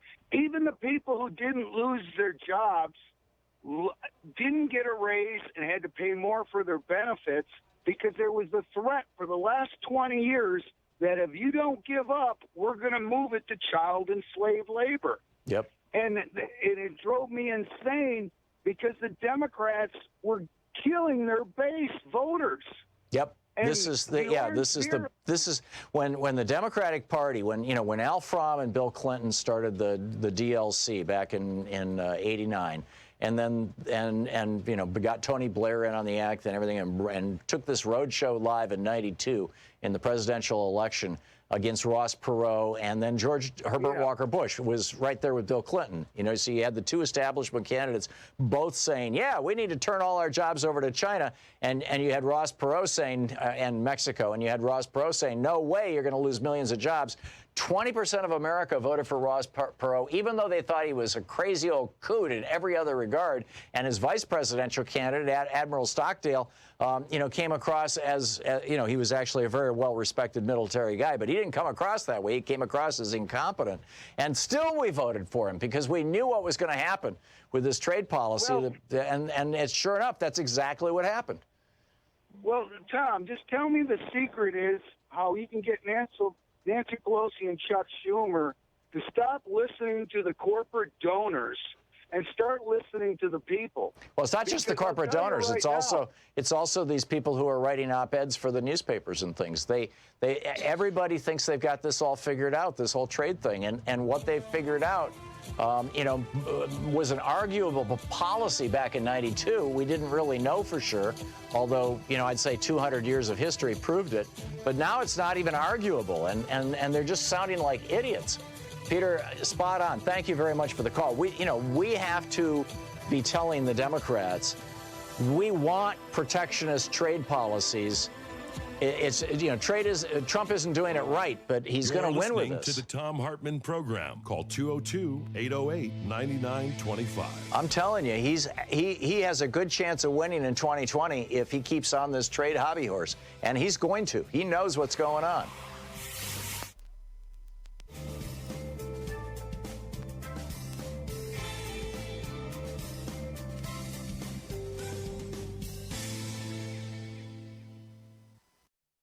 We're reading from the Mueller report. This is the first half of it. It's page 36. And they're talking about the GRU, which is the Russian intelligence service, their version of the CIA or FBI. And I guess that's pretty much it here. The GRU targeted hundreds of email accounts used by Clinton campaign employees, advisors, and volunteers. In total, the GRU stole hundreds of thousands of documents from the compromised email accounts and networks. The GRU later released stolen Clinton campaign and DNC documents through the online personas DC Leaks and Guccifer 2.0. and later through the organization WikiLeaks. The release of the documents was designed and timed to interfere with the 2016 U.S. presidential election and to undermine the Clinton campaign. The Trump campaign showed interest in the WikiLeaks releases, and in the summer and fall of 2016, redacted. After WikiLeaks' first Clinton-related release, redacted, the Trump campaign stayed in contact, redacted, about WikiLeaks activities. The investigation was unable to resolve, redacted, WikiLeaks' release of the stolen Podesta emails on October 7, 2016. The same day a video from years earlier was published of Trump using graphic language about women. GRU hacking directed at the Clinton campaign. Subunit 1, GRU units target the Clinton campaign. 2 military units of the GRU carried out the computer intrusions into the Clinton campaign, DNC, and DCCC. Military units 26165 and 74455. Military Unit 26165 is a GRU cyber unit dedicated to targeting military, political, governmental, and non-governmental organizations outside of Russia, including in the United States. The unit was subdivided into departments with different specialties.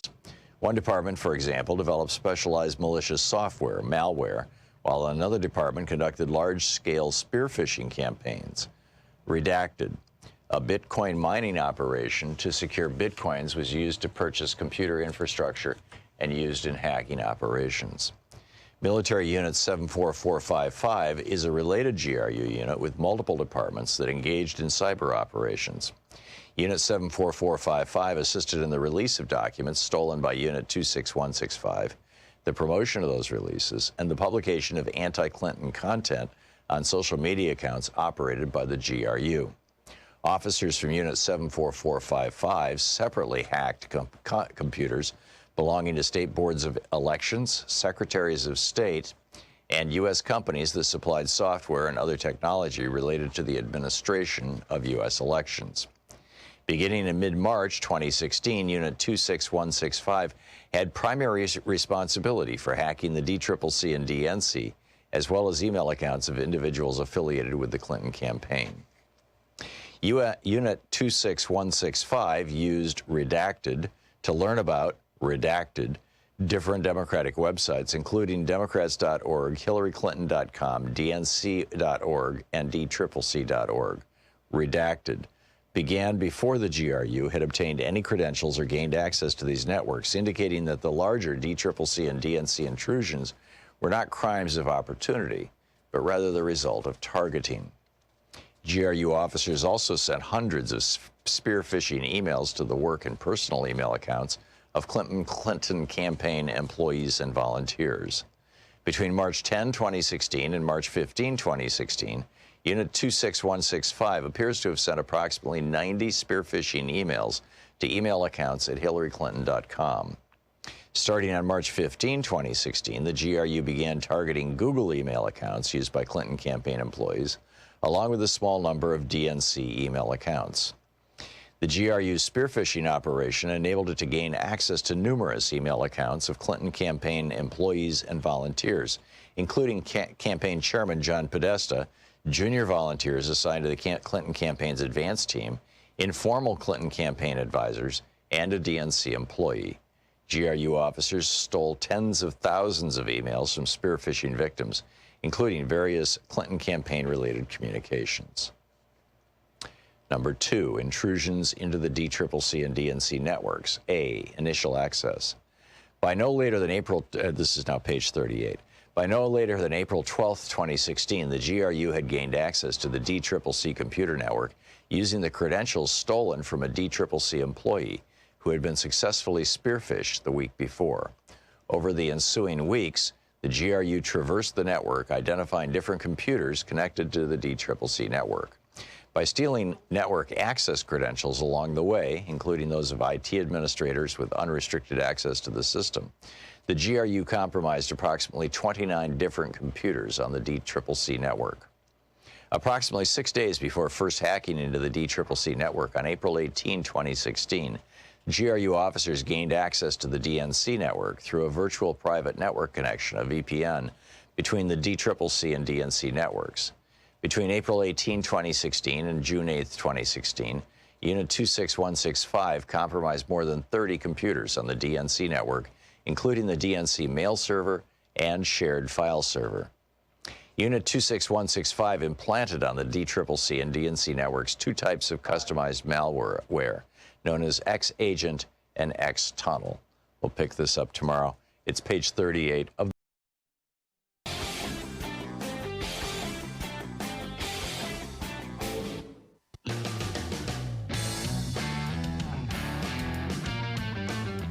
Welcome back. Thom Hartmann here with you over on Facebook. You know, our show is live on Facebook, and I posted a rant I do every morning, you know, about my topic for the day.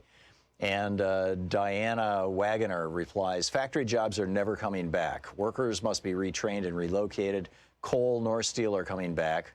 I agree with you about coal. If factories come back, actually steel jobs have increased in the last 6 months. Substantially as a consequence of Trump's tariffs. If factory comes back, they will be staffed by robots, by and large true. This economy will sink with these tariffs or taxes. No, I don't think so. Tom, seniors and others will not be able to survive as they are now trying to decide between food or medicine. Okay, let me just take, you know, there's a lot of points here. Let me take these one at a time. Number one, yeah, you know, a lot of factory jobs. You know, it used to take 200 people to make a car. Now it takes 10 because of robots. You know, those jobs went to China. When those factories come back, they're going to come back as 10 worker factories, not 200 worker factories. Absolutely right. And we need to do something larger about that. But the point that people who look at this purely as a job thing, as Diana is doing here, miss is, where does the wealth go? I lived in China, November of 1986. It was an extraordinarily poor country. I lived in downtown Beijing and at the International Acupuncture Training Institute. Everybody was poor. There were no cars. I stood on Tiananmen Square. There's an 8 or 12 lane highway there, right, that goes right next to Tiananmen Square. I remember standing there talking with a few people who were in the hospital, who worked in the hospital that I worked in. And maybe once every 10 minutes, a single car would go by, and it was always a big black limousine, you know, carrying a government functionary. But there were thousands and thousands of bicycles. China was a very poor country. Chinese companies, and about half of them are state-owned, have been making the profits. People completely forget about profits. That's the whole point of business, right, is to make a profit. Where does that profit go? We have built China since 1986. Look at pictures of Beijing now. I mean, the tallest building in Beijing in 1986 was the Hilton Hotel at 10 stories. That was it. There were no skyscrapers. There was nothing. And now it's one of the most modern and well-developed countries in the world. Where did that money come from? It came from the profits made manufacturing products that were sold in the United States, at least in the 80s, 90s, and early 2000s. Now they're being sold all over the world. So, yes, we bring the factories back home. We're not bringing back as many jobs. You're absolutely right. But we're bringing back the profits. Unless the companies who are building the factories here are Chinese companies, which is something that many countries don't allow. China, for example, doesn't allow. But, you know, we allow it, and so we've got now Japanese auto manufacturers making cars in the United States. Okay, great. Where's the profit going? Is it making America richer? No, that profit's going back to Japan. So, you know, this is where I keep saying protectionist, not just tariffs, but a broadly protectionist trade policy. I also think that we should have limits on who can own American land. You know, and I realize I'm going into a whole variety of areas here where there's a lot of, you know, disagreement and debate on both right and left. But, you know, this is how it is. And then Diana makes the point, hey, you know, $70 a month more in just taxes, right, in Arkansas. She's talking about Arkansas. For somebody on Social Security is going to be a real hit. Absolutely right. But what happens is, as those jobs come back, as those factories come back, as those profits come back to the United States, instead of seeing America's economy grow as a result of financialization, which is what we're seeing, basically companies rebuying their stocks and all these, you know, they're just playing financial games and, of course, loaning money to Americans and making money off the interest. That's the principal source of revenue now in the United States. Even car makers make more money in many cases on the interest on the lease than they do on the car itself. So if we brought back factories, now we're making real profits. Well, two things are going to happen from that. Number one, wages are going to start going up as profits go up. Number two, you're going to see some inflation from that. That's going to produce an increase in cost of living expenses, number one. And secondly, as workers actually have decent jobs, they're going to start making more money. And as they start making more money, you're going to see that that's going to be slightly inflationary, and that's going to give you cost of living raises for Social Security as well. So I just think it's a good idea. And I'll leave it at that. Keith in Garden Valley, Idaho. Hey, Keith, what's on your mind? Tom, great to talk to you. It's an important topic, and the thing about, I was going to kind of ask you, you sort of touched on it already, but it was kind of news to me that China doesn't allow American companies or any other companies in there. So how is like Nike and Wherever and Black & Decker and all these other companies, where do they go? They become a global corporation before they go into China? Because Nike does not own a single factory. Nike does not make shoes. Nike buys shoes from Chinese manufacturers and also Taiwanese, but principally Chinese manufacturers, and they brand them. All Nike is a branding company. If you listen to the mainstream media, they're saying, you know, China, well, we're trading with China, we're trading with China. Isn't the truth that we're actually trading with American companies that went over into China? I mean, no, in China, if you're an American guy, you know, I used to do business in that part of the world. But, you know, my best friend and former business partner, Jerry Schneiderman, and I owned a company called Langley St. Clair Instrumentation Systems in the early 80s, from 82 until around 86. And we sold computer parts that we imported principally from Japan. Back at that point in time, China wasn't making anything worth importing. And we had to pay a duty, by the way, when we imported them from Japan. And because this was the 1980s, and so we had to fill out these duty forms. And the way the companies got around that was they lied about the value of the product on their invoices. And you could actually find companies that would, you know, jigger the invoices. But the fact of the matter is that if you want to manufacture something, let's say you're Apple, and you want to build iPhones in China. Apple doesn't own factories in China to make iPhones. It's, you know, it's principally, what's the name of the company that used to put the nets out to stop people from Foxconn? Foxconn is not owned by Apple. Apple just buys their products. There are some companies that have built factories in China, for example, Caterpillar and Black & Decker, but they only own 49% of them. The Chinese own 51%. This is why everybody's screaming about intellectual property. The Chinese say, oh, sure, you want to build parts for Patriot missiles in China? No problem. We own 51% of the company, so we get to see all the blueprints. We get to see all the engineering. We get to see how all these products are manufactured. We get to be the ones who are manufacturing the high-tech machines that will do the high-tech manufacturing. And this is how China has stolen our technology. And you know, Tom, I noticed that one of the first things when Trump started talking about the bad trade negotiations and everything, he blamed the trade negotiators. And I thought, you know, that just showed me right there that this whole thing's a scam with him, because it's a lot worse than that. I mean, the trade negotiators like Mickey Cantor and some of them, they were just doing what they were told. Right, and I think that, you know, I'm willing to give Bill Clinton and George Bush, the elder, credit back in 1992. I think they really and truly believed that. And that an interconnected, interrelated, doing trade with each other world was going to be a peaceful world. And that was the animating principle, by the way, for the European Union. The whole point of the European Union was, you know, we've had 2 wars in a century. We had 2 wars in less than 50 years in Europe. I mean, just devastating wars, World War I and II. And if all of these countries were interdependent rather than mutually independent, if they had to rely on each other, they would be much less likely to go to war. That makes a lot of sense. I think that when they tried to do a common currency, they made a huge mistake. And I think that when they said that labor is free to move across borders and all these things, I think they made a huge mistake. But the bottom line is that, you know, in the 90s, the consensus was, and it started to emerge in the 60s, really, in the 70s, that the consensus was that, A world that trades with each other is a world that's less likely to have a war with each other. And there's probably probably actually a lot of truth to that. But you don't do it in a way that radically disadvantages one country over the other. And that's how we've done it, in part because the Republicans have been unwilling. When the entire world moved from tariffs, and by the way, we still have tariffs. The average tariff coming in the United States is 2%. We have tariffs on over 30,000 goods, and we always have. It's just that those tariffs have been dropped down to the point where they're meaningless.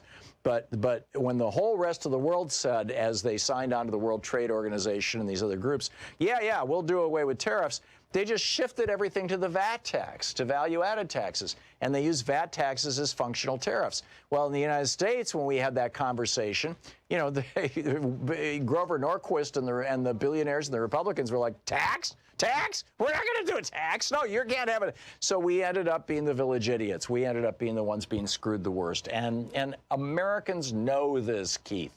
And if Democrats don't get in front of this cue ball here, they are going to lose the election in 2020. Yeah, well, I think if some of the media was against Trump at the beginning, like say they're going 30 miles an hour, they started going 80 miles an hour against him when he mentioned the word tariffs. I mean, you just never even hear that word anymore for the last 10 years until he brought it up. So I give him credit for that, and I appreciate you. You know, it's so convoluted the way it is in the media now. You know, China's not going to pay for this. You are. Right. You know, well, and we do. I mean, actually, you know, a company in the United States, you know, when Walmart buys their junk from China, they're now going to have to pay a 25% premium. And that's going to cause Walmart to look at a lot of those products and say, can we find a U.S. source that's cheaper? And they will in some cases. And in other cases, companies will start manufacturing that are 25% cheaper. The problem is that Trump did this in a way where this tariff could easily go away in 18 months. And when that happens, those companies are going to be screwed because it's going to be back to buying stuff from China for Walmart. So anyway, Keith, I got to run, but thank you for the call. Bob Ney is up next with Talk Media News. We're going to find out what's going on in the world today. Then we'll continue. Well, actually, we won't continue the conversation on trade into our third hour. Our third hour is going to be entirely about the fate of the Roman Empire and what it can tell us about the fate of the United States and the so-called free world. Stick around. You're listening to Thom Hartmann. Visit thomhartmann.com for audio and video archives. We'll be back with Congressman Bob Ney and, you know, filling us in on the news of the day in just a moment. Stick around.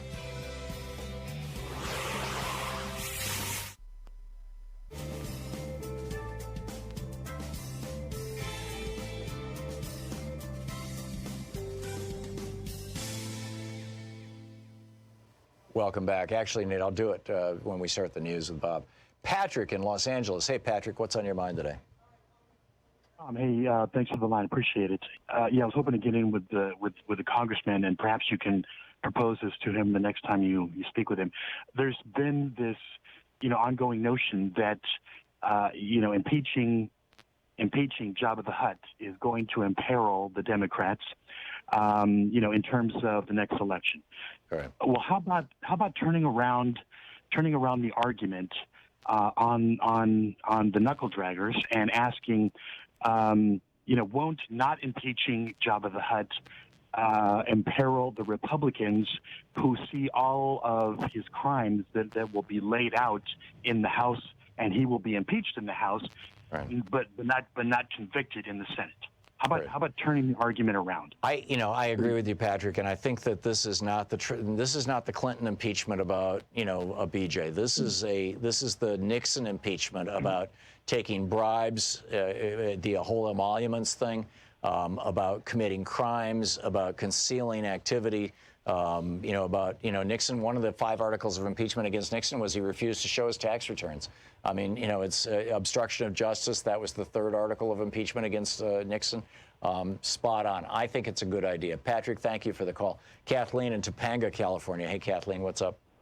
Hi, thanks for taking my call. My question may have sort of been answered, but I was wondering who holds an impeachment hearing.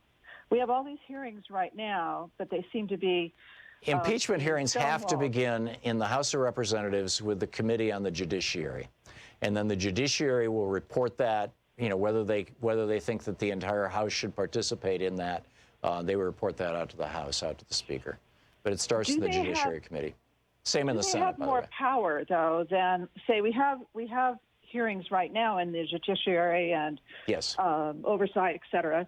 Right. But they're, Trump is going to stall everything, right. With not complying. Does an impeachment hearing, formal, actually give those congressmen more power to get answers? That's the theory, Kathleen, and it has, it was somewhat tested during the Nixon proceedings, but in the face of true obstruction, it has not been tested. Basically, the theory is that right now, if the Judiciary Committee wants some documents or some testimony, they have to subpoena it, and then they have to turn to Bill Barr and ask him to execute the subpoena to enforce it. And that if it's an impeachment hearing, that they no longer need the executive branch, since the executive branch is the one being impeached.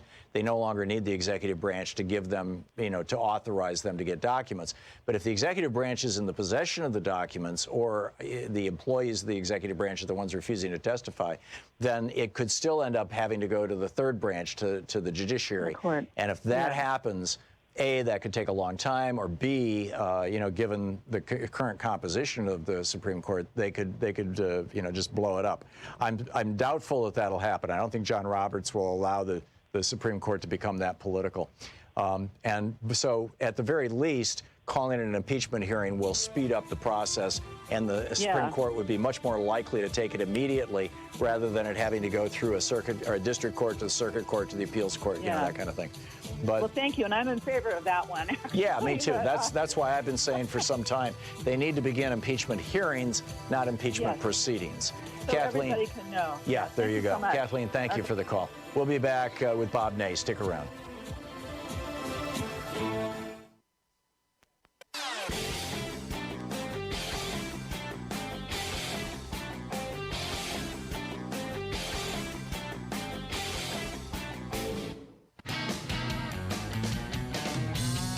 Welcome back. Thom Hartmann here with you. Let's check in with Talk Media News and find out what's going on in the world today. This report brought to you by goatsfortheoldgoat.com and Loving What You Do, Ellen Ratner's new book.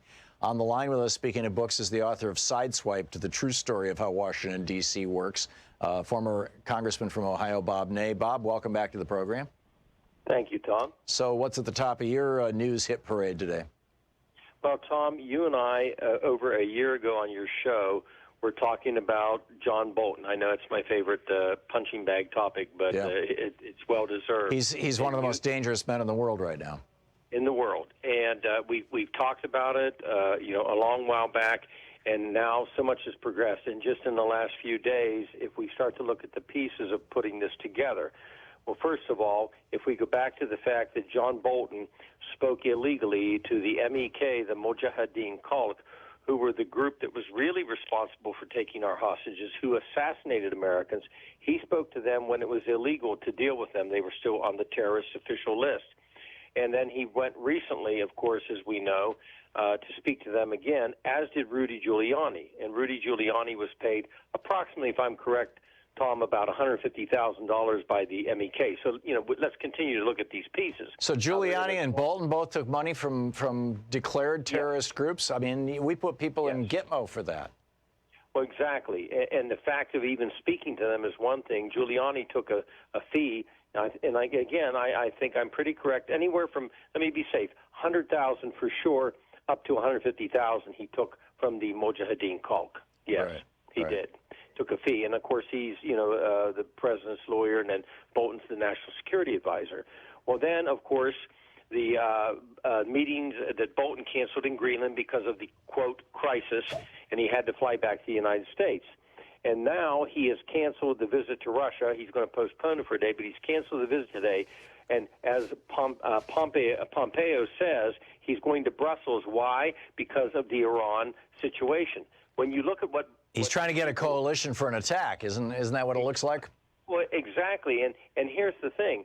When you look at what the UK and the other European countries are saying about the Brussels situation, it's multifaceted. Now, from their end, the UK and others, they're not pulling out of the Iran nuclear deal at this point in time. So they're thinking, discussing that, whereas our Secretary of State is going over there to say that the threat is imminent, and and they're going to need their backing. Is this not shades of Iraq? when we went to get the quote coalition of the willing, right, to back us.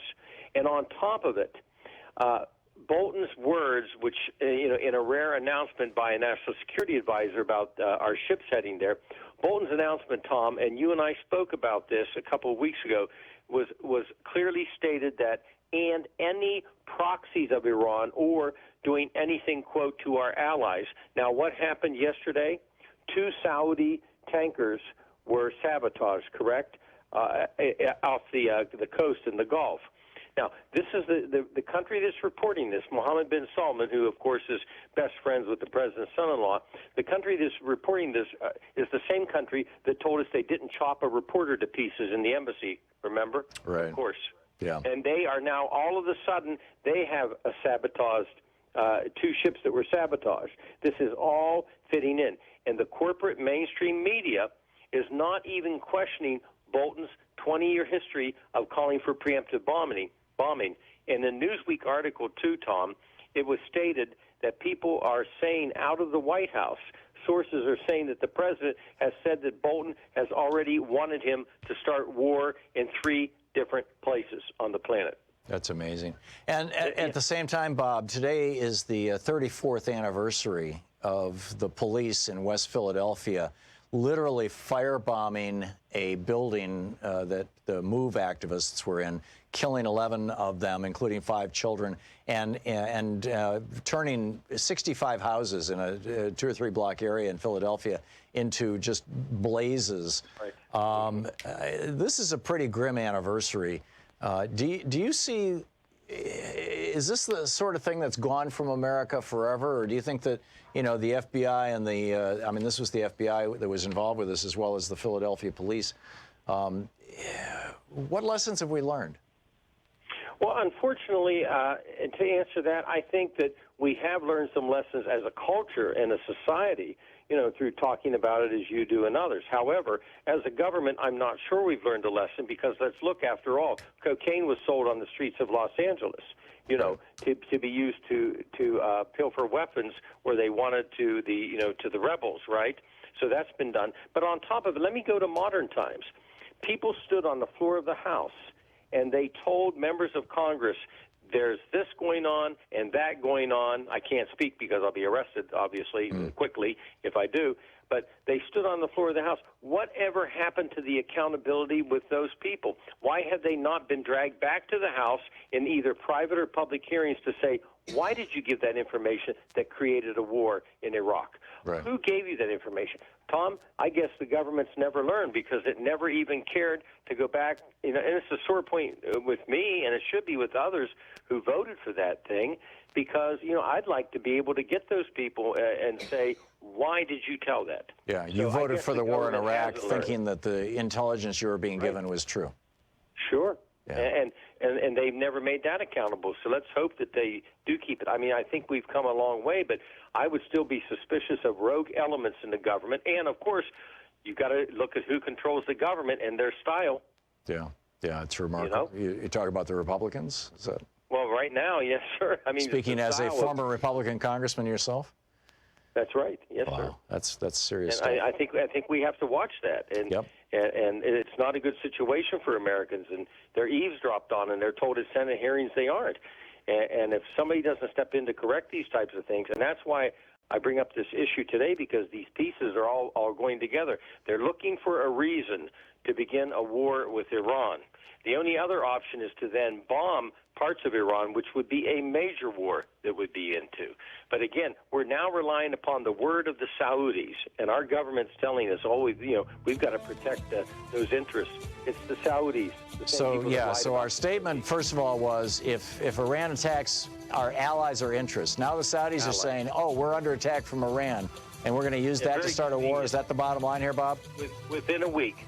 Within a week. Yes, sir. Holy cow.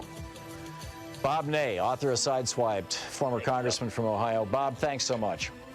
Thank you, Tom. TalkMediaNews.com for all the information. You're listening to Thom Hartmann.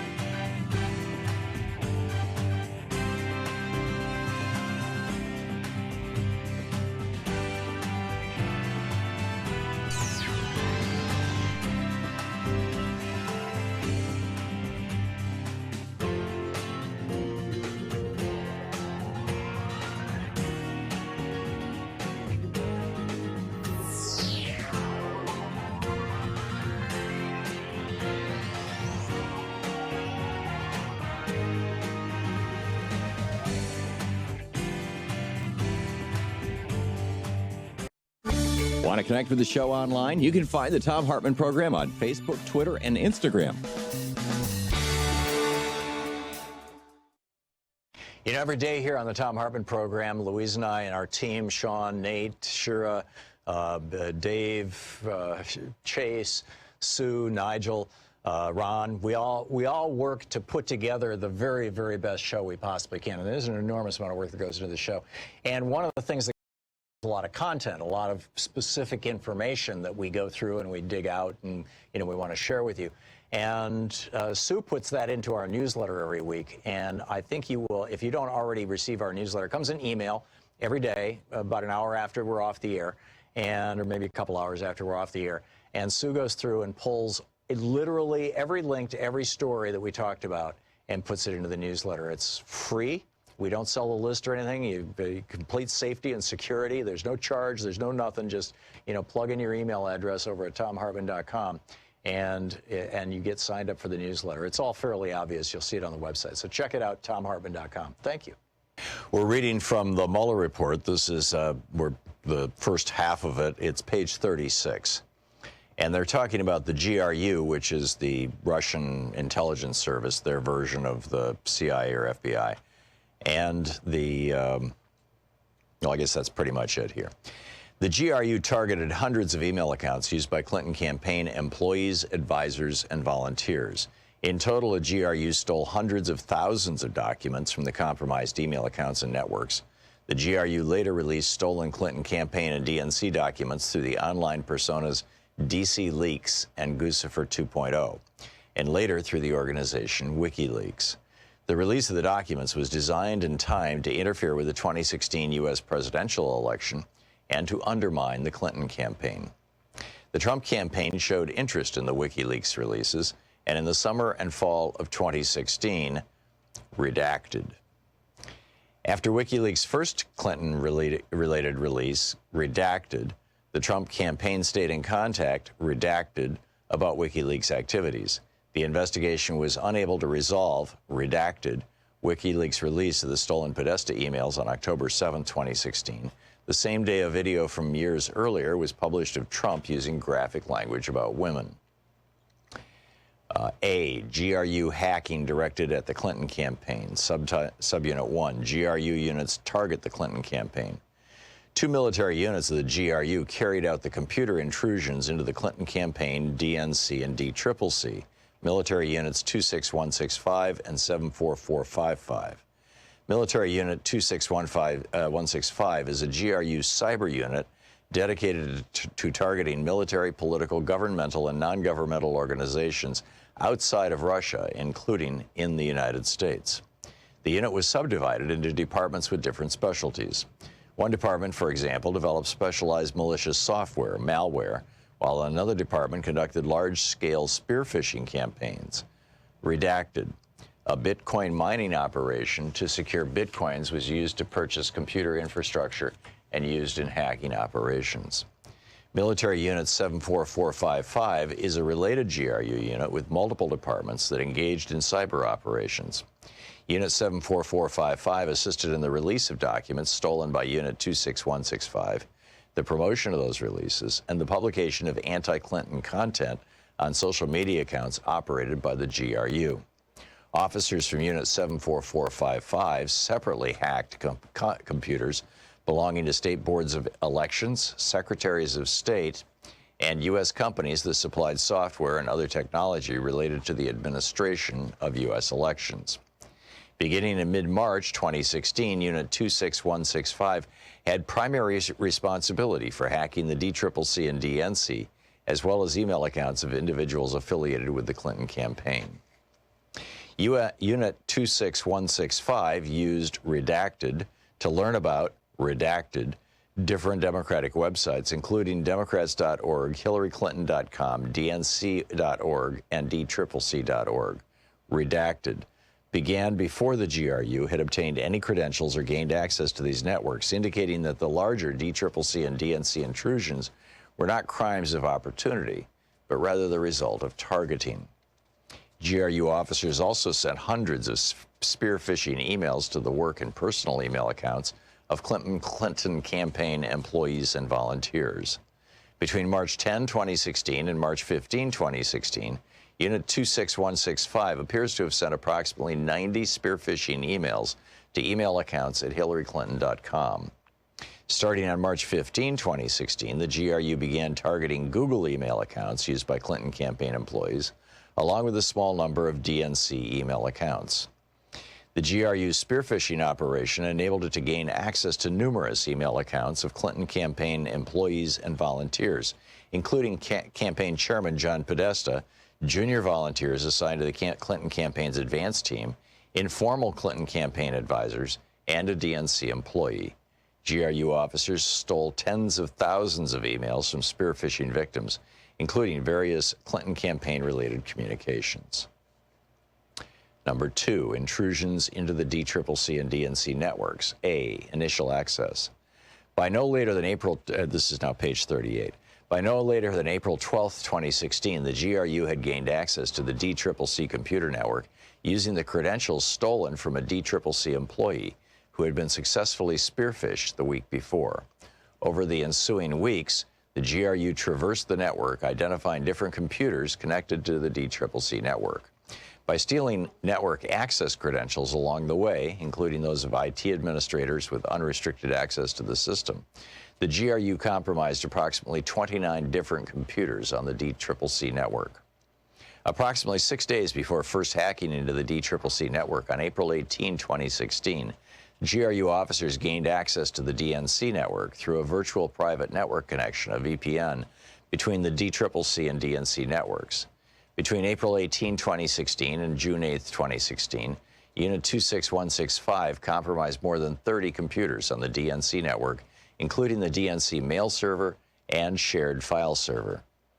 Unit 26165 implanted on the DCCC and DNC networks 2 types of customized malware, known as X-Agent and X-Tunnel. We'll pick this up tomorrow. It's page 38 of...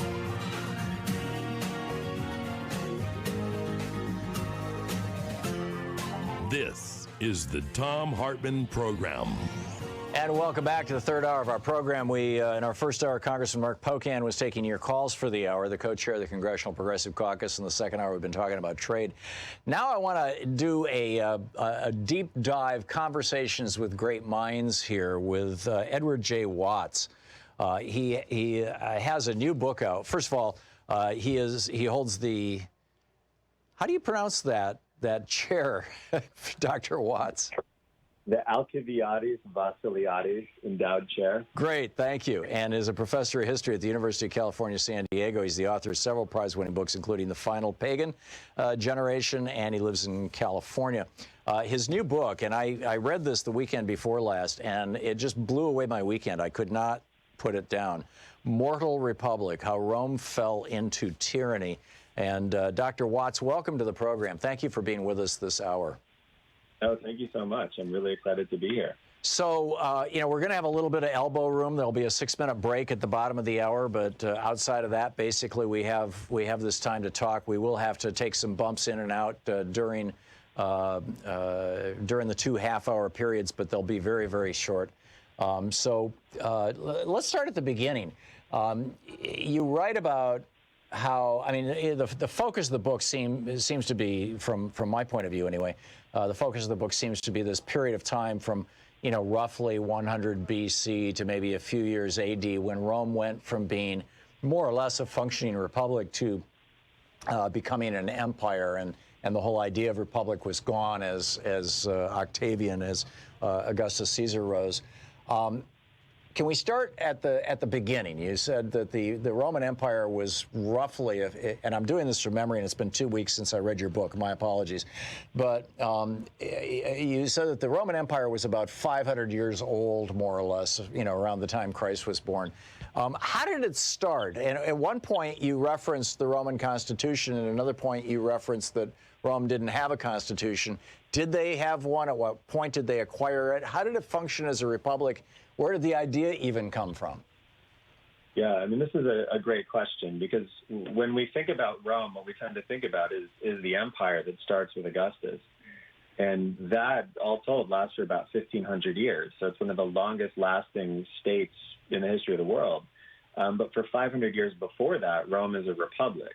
And then for about 300 years before the republic, Rome is a monarchy.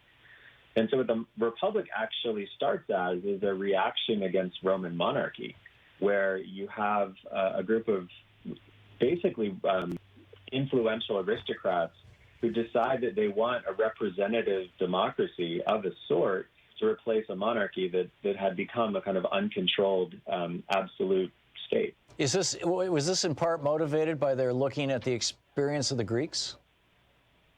I think they're looking at institutions in the region of sort of central Italy where they're located. And what they saw was that a republic as they intended and as it was designed was a great way to sort of channel the voices of everybody into a few representatives, but do it in such a way that the voices of some people are louder and matter more than the voices of other people.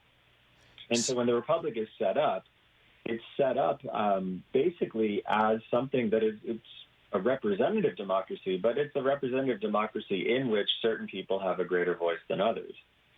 So and as you move across the history of this, that basic principle that everybody should have a voice, but the voice needs to be channeled through representatives, and certain people have more of a say in choosing those representatives, remains a feature of the Roman Republic from beginning to end. Now, there are people who make that argument about the United States today, that in a large way that, well, I mean, you look at the Gillens and Page study from, I think it was Northwestern University or Columbia, I forget where it was done, but, a couple 3 years ago or so, that just made headlines all over the world, that the top 10% of Americans, about 80% of the time, what they want legislatively is what actually gets passed in the United States. The bottom 90% of Americans, what they want legislatively is actually less likely than 50%, less likely than random chance to be enacted into law.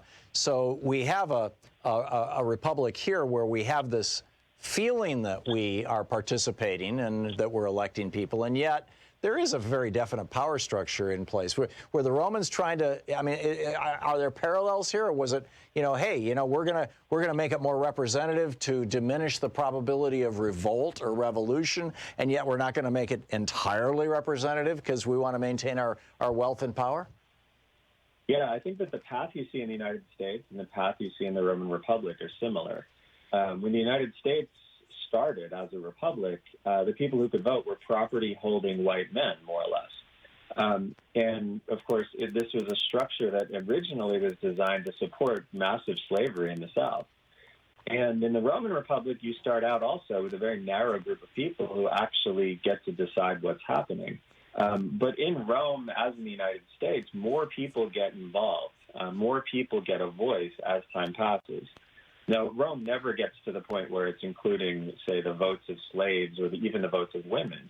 But the people who set this up initially, I think, would have been shocked to see who could vote and what kinds of power those votes generated as the Republic gets to its later stages. And so I think in both cases, what you have is a structure that's set up to be not particularly representative of everybody, representative of certainly less than 50% of the people living in the society. But as time passes, republics tend to get more and more representative if they stay stable. And in both the United States and in Rome, that's the path that you see followed. One of the things that I've found, I actually included a whole chapter about this in a book I wrote years ago called "What Would Jefferson Do?" based on kind of the founding principles, is that animals are small d democratic. That there was a study done in I think it was East Anglia University where they had a flock of red deer or a herd or whatever they're called on the university grounds, and they were trying to figure out how do they decide when to go to the water hole and when not to, because that's a major decision. The smaller or more fragile animals might starve or dehydrate if they don't go frequently enough, and on the other hand others and everybody assumed that there was like this lead animal that led people to the water holes. It turns out that when 51% of the deer turn their bodies and point their noses at the water hole, then within a few minutes of that time, that 51st person out of 100 or that 51st year, the whole group goes and gets a drink. It's like they're voting. The same thing with birds in flocks, that they're all kind of, and fish in schools, that they're all voting by tiny, tiny movements. And when over 50% of them agree with that vote, they move. Like democracy is in our genes. After 1,000 years or thousands of years, I mean, from ancient Sumeria, Gilgamesh, 7,000 years ago, right up to, 300 BC, the evolution of the Roman Republic. Were there examples of democracy, and was there a sense among those early Romans that it actually is the natural state of mankind to be democratic, or was there more of an agreement with Thomas Hobbes that, we're all evil and life is nasty, brutish, and short without the prevailing force of, as Hobbes referred to it, the iron fist of church or state? I think what you see with the Romans, there are democratic constitutions in antiquity, and they are aware of them. And there are certainly, by the 5th century BC, there are certainly democracies in Italy that Rome interacted with. But the principle I think that Romans felt very strongly about was the idea that the best way to make decisions actually wasn't democratically, because what tended to happen in those democracies is decision-making proceeded very quickly. Those were societies that were incredibly dynamic, and they could make changes very, very fast. And if the policy they decided on didn't work, they could reverse it very, very quickly as well. But the disadvantage in a democracy is not everybody's invested in whatever policy you make.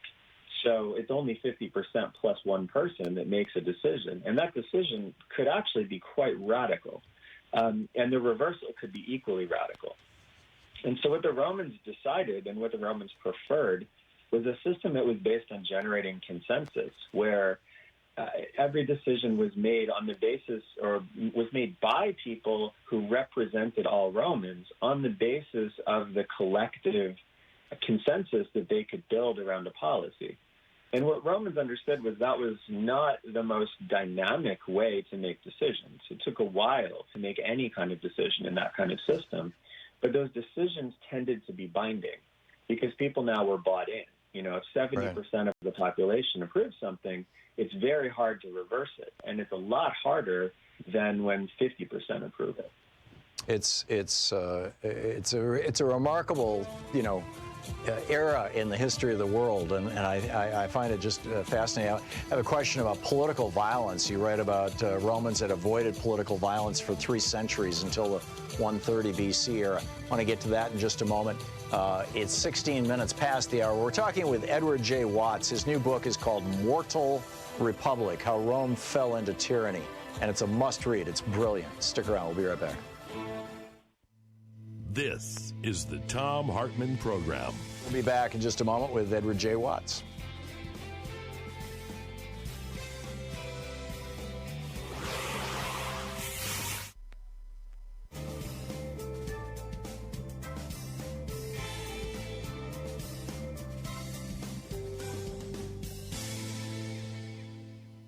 Back with Edward J. Watts, the professor of history at the University of California, San Diego. His new book, Mortal Republic. Dr. Watts, we've got a 4-minute segment here where we've lost our commercial stations. We're still with our non-commercial stations and live on television as well. And then we'll recap this when we rejoin our commercial stations. You write, Romans had avoided political violence for 3 centuries before a series of political murders rocked the Republic in the 130s and 120s BC. Once mob violence infected Roman politics, however, the institutions of the Republic quickly lost their ability to control the contexts and content of political disputes. Is that, in your mind, are there parallels to draw between that and the period in the United States in the late 1850s that led up to the Civil War? And if the racial violence that we're seeing, particularly the white supremacist violence against people of color in the United States, that is now the number one domestic terrorist threat, has been apparently for some decades, were to grow, are there parallels there, or was this something completely unique and different from what we're seeing? I think the 1850s example is actually, it's a wonderful one for, say, the parallels. because what you have in the 1850s is the breakdown of the United States Republic's ability to generate consensus and compromise. And so that political violence is something that happens because the system has stopped working. And that, I think, is the real danger.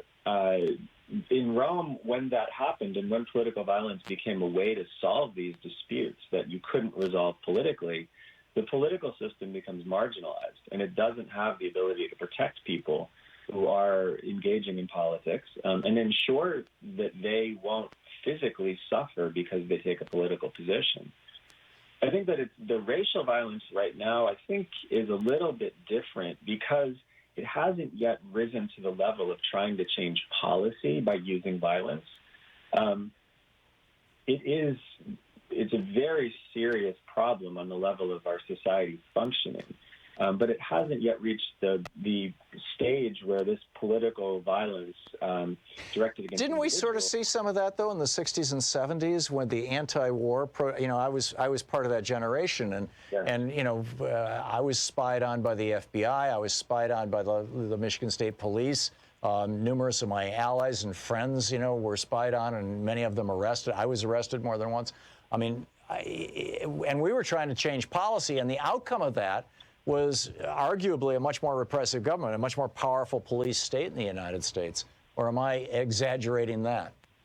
No, I think that there are certainly moments in the late 60s and early 70s where you see this. I mean, Kent State is the sort of perfect example of violence intruding into a political process in a way that doesn't belong. And in other cases, like the Democratic Convention and, some of the other famous moments where political expression is being confronted violently, I think that the concern about what would happen to the United States Republic in the late 1960s and early 70s was really quite serious. But then I think it faded back. Yeah, let's just finish this in just a moment. We're rejoining our commercial stations. It's 20 minutes, coming up on 21 minutes past the hour. We're talking with Edward J. Watts, his new book, Mortal Republic, How Rome Fell into Tyranny. We'll be right back.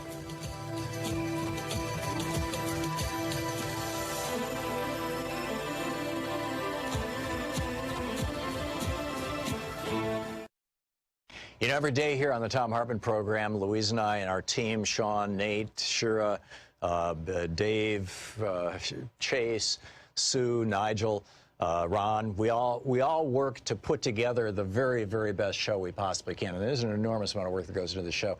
And one of the things that comes out of that is a lot of content, a lot of specific information that we go through and we dig out and, we want to share with you.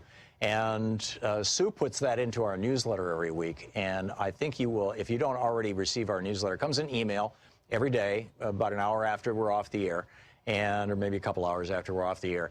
And Sue goes through and pulls literally every link to every story that we talked about and puts it into the newsletter. It's free. We don't sell a list or anything. You have complete safety and security. There's no charge. There's no nothing. Just, plug in your email address over at thomhartmann.com. And you get signed up for the newsletter. It's all fairly obvious. You'll see it on the website. So check it out, thomhartmann.com. Thank you. You can hear the whole thing on the podcast over at thomhartmann.com. And our special members-only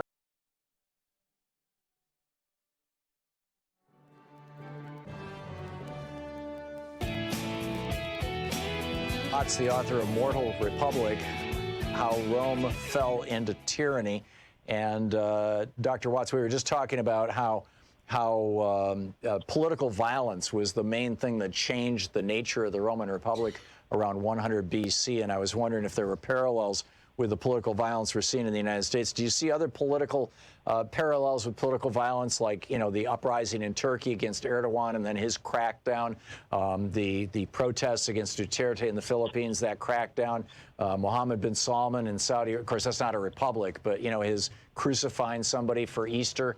To what extent does political violence actually distort political processes in ways that we can learn from what happened in the Roman Republic? I think it's incredibly dangerous. I think that the trajectory or the path that you can see that Rome shows us is that political violence doesn't actually start with people killing each other in the streets or even hitting each other in the streets over political matters. it starts with a sort of violent rhetoric that becomes the way that politicians use threats and intimidation to get policies enacted. And so I think the path from a republic that functions as it's supposed to violent crackdowns like what you see Erdogan engaging in Turkey, it starts with the kind of violent rhetoric that we actually are seeing with some regularity now coming out of some of the Trump campaign rallies, like the rally a few days ago where people were talking about shooting immigrants, and he didn't argue against it. He seemed to condone it. He sort of smiles and makes only here in the panhandle of Florida. Exactly. Right. And once you start using that kind of rhetoric, that rhetoric starts you on the path to someone actually taking action. And in the Roman Republic, the people who start using that rhetoric see almost, not even a year later, actual physical violence enter into a political space that it hadn't been for 300 years. Who was using that rhetoric at the time, and when was this? So this is in the 130s. And the way the rhetoric starts, you have a reformist politician who wants to get relatively modest reform through, and it gets blocked because there's not a consensus supporting it. And what he does is he uses threatening supporters of his to come into the city and begin using the threat of violence to force policies through that otherwise wouldn't have been enacted. And this leads within less than a year to people using actual violence against him. Now, this is Tiberius Gracchus. And Tiberius Gracchus never used violence himself, but he used violent rhetoric. And this alarmed people enough that the response was to use actual violence. But once that comes into the political system, it's impossible for that system to generate actual, genuine consensus about the ideas and the policies that one is trying to enact. Isn't this what we saw with the brown shirts in Germany in the 30s and the black shirts in Italy? Yeah. I mean, I think what you see in those situations is the space for actual debate and the space for actual compromise is eliminated because now people have put supporters into the street. And the other side of that is once one of those people, one of those black shirts or brown shirts or supporters of Tiberius Gracchus dies in that fight, you have a martyr. You can't actually back down very easily if you've called those people into the streets and some of them given their lives for a policy. And so compromise becomes really difficult in a situation where you've asked somebody to die for a position that you now are going to bargain away. It's remarkable. We're looking at how republics die and how the Roman Republic specifically died. The book, by the way, is Mortal Republic, How Rome Fell into Tyranny with Edward J. Watts. We're going to hit a break here in about 10 seconds, Dr. Watts. And when we come back from the break, I want to get into exactly what are the steps that are involved in the collapse of a republic. How did the Roman Republic collapse? What paved the way for Augustus Caesar, for the first emperor? And might empire, or an emperor anyway, even be in the future for the United States? We'll be back. The author, Edward J. Watts, Dr. Edward J. Watts, professor of history at the University of California, San Diego, and the Mortal Republic, How Rome Fell into Tyranny. You're listening to the Thom Hartmann Program. Call 202-808-9925. We'll be back in about 5 minutes with more of my conversation with Dr. Edward J. Watts.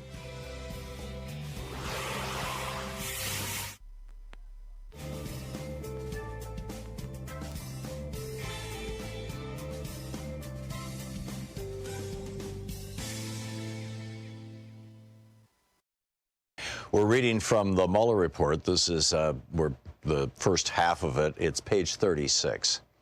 And they're talking about the GRU, which is the Russian intelligence service, their version of the CIA or FBI. And I guess that's pretty much it here. The GRU targeted hundreds of email accounts used by Clinton campaign employees, advisors, and volunteers. In total, the GRU stole hundreds of thousands of documents from the compromised email accounts and networks. The GRU later released stolen Clinton campaign and DNC documents through the online personas DC Leaks and Guccifer 2.0, and later through the organization WikiLeaks. The release of the documents was designed and timed to interfere with the 2016 U.S. presidential election and to undermine the Clinton campaign. The Trump campaign showed interest in the WikiLeaks releases, and in the summer and fall of 2016, redacted. After WikiLeaks' first Clinton-related release, redacted, the Trump campaign stayed in contact, redacted, about WikiLeaks activities. The investigation was unable to resolve, redacted, WikiLeaks' release of the stolen Podesta emails on October 7, 2016. The same day a video from years earlier was published of Trump using graphic language about women. GRU hacking directed at the Clinton campaign. Subunit 1, GRU units target the Clinton campaign. 2 military units of the GRU carried out the computer intrusions into the Clinton campaign, DNC, and DCCC. Military units 26165 and 74455.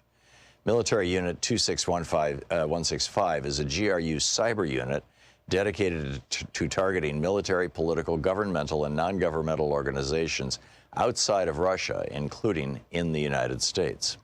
The unit was subdivided into departments with different specialties. One department, for example, developed specialized malicious software, malware, while another department conducted large-scale spear phishing campaigns. Redacted. A Bitcoin mining operation to secure Bitcoins was used to purchase computer infrastructure and used in hacking operations.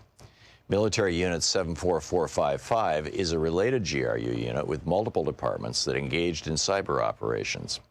Unit 74455 assisted in the release of documents stolen by Unit 26165, the promotion of those releases, and the publication of anti-Clinton content on social media accounts operated by the GRU. Officers from Unit 74455 separately hacked computers belonging to state boards of elections, secretaries of state, and U.S. companies that supplied software and other technology related to the administration of U.S. elections. Beginning in mid-March 2016, Unit 26165 had primary responsibility for hacking the DCCC and DNC, as well as email accounts of individuals affiliated with the Clinton campaign.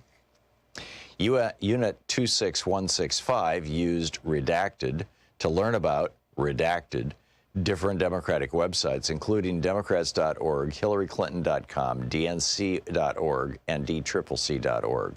Redacted began before the GRU had obtained any credentials or gained access to these networks, indicating that the larger DCCC and DNC intrusions were not crimes of opportunity, but rather the result of targeting. GRU officers also sent hundreds of spear phishing emails to the work and personal email accounts of Clinton campaign employees and volunteers. Between March 10, 2016 and March 15, 2016, Unit 26165 appears to have sent approximately 90 spear phishing emails to email accounts at HillaryClinton.com. Starting on March 15, 2016, the GRU began targeting Google email accounts used by Clinton campaign employees, along with a small number of DNC email accounts. The GRU's spear phishing operation enabled it to gain access to numerous email accounts of Clinton campaign employees and volunteers, including campaign chairman John Podesta, junior volunteers assigned to the Clinton campaign's advance team, informal Clinton campaign advisors, and a DNC employee. GRU officers stole tens of thousands of emails from spear phishing victims, including various Clinton campaign-related communications. Number 2, intrusions into the DCCC and DNC networks. A, initial access. By no later than April, this is now page 38. By no later than April 12, 2016, the GRU had gained access to the DCCC computer network using the credentials stolen from a DCCC employee who had been successfully spear-phished the week before. Over the ensuing weeks, the GRU traversed the network, identifying different computers connected to the DCCC network. By stealing network access credentials along the way, including those of IT administrators with unrestricted access to the system, the GRU compromised approximately 29 different computers on the DCCC network. Approximately 6 days before first hacking into the DCCC network on April 18, 2016, GRU officers gained access to the DNC network through a virtual private network connection, a VPN, between the DCCC and DNC networks. Between April 18, 2016 and June 8, 2016, Unit 26165 compromised more than 30 computers on the DNC network, including the DNC mail server and shared file server.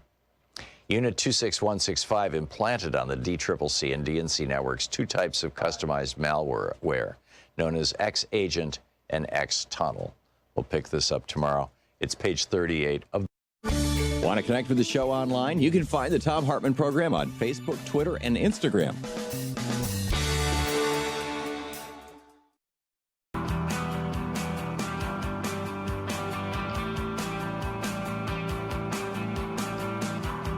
Back 34 minutes past the hour. Thom Hartmann here with you. We're talking with Edward J. Watts, professor of history at the University of California, San Diego, and his new book, and it's just brilliant. Mortal Republic, How Rome Fell into Tyranny.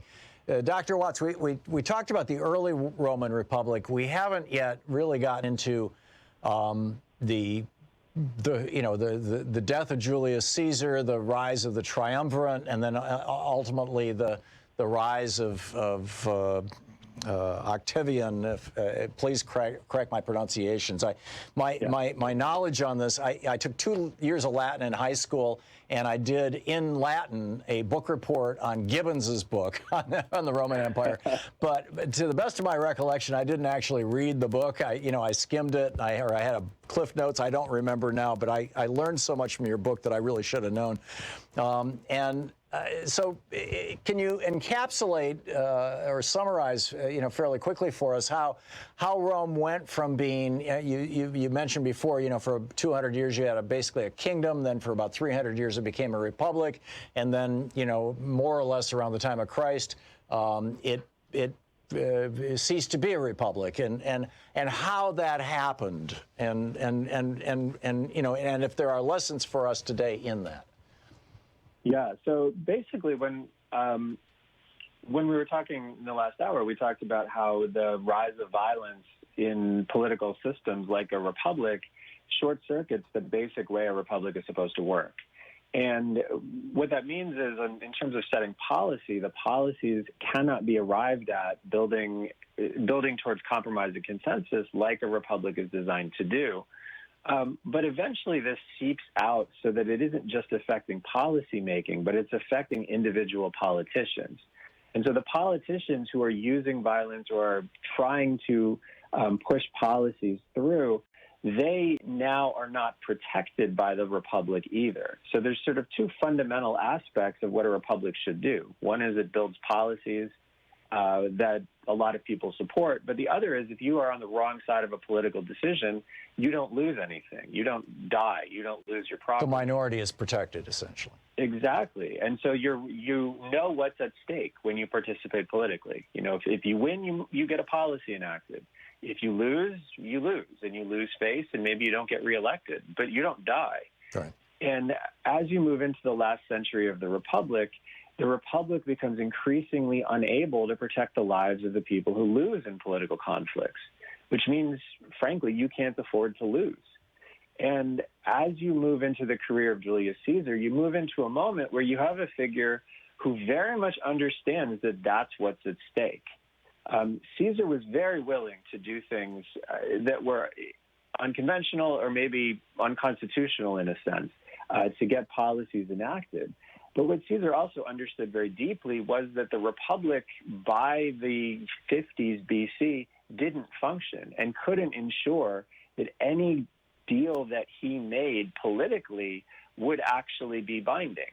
And so Caesar, as you come to the moment where Caesar decides to launch the civil war that will basically lead to the demise of the Republic, what you see is Caesar's negotiating with people in the Senate to try to come up with terms whereby he can come back to Rome and avoid conflict and avoid fighting a war. And he can't trust the Senate and his adversaries to follow through on any deal that they make.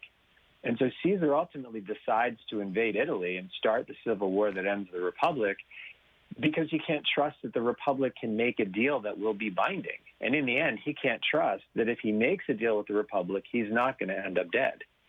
And that is ultimately the failing of the republic. On a very basic level, it can't ensure that people engaging in politics can do that without dying.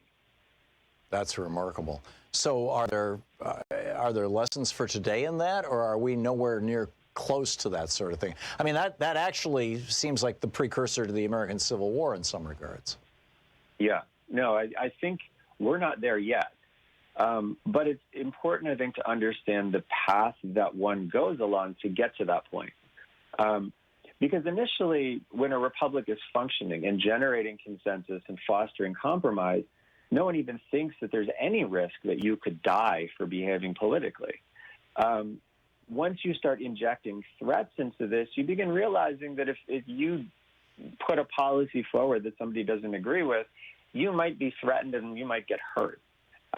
Eventually, those threats move to violence, and the violence moves to assassinations, and eventually the system can't protect anyone who's behaving politically, or can't guarantee that it will protect anyone who's behaving politically. And right now in the United States, we definitely are seeing threats. Trump has been doing this for about 3 years, where he's threatening opponents. Occasionally people get roughed up in his rallies. But we're not at assassination, at least the sort of sanctioned assassinations that you would see in the late stages of the Roman Republic.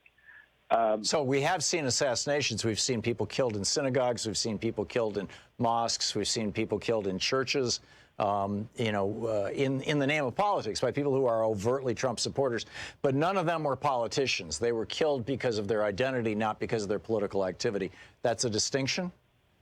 That's a key distinction. Yeah. Okay. Now, the level of political violence right now it's higher than it should be, but it hasn't gotten to the point where, say, congressmen are being killed because they don't vote a specific way. Right, and that's what happened toward the end of in the collapse of the Roman Republic and the beginning of the Roman Empire.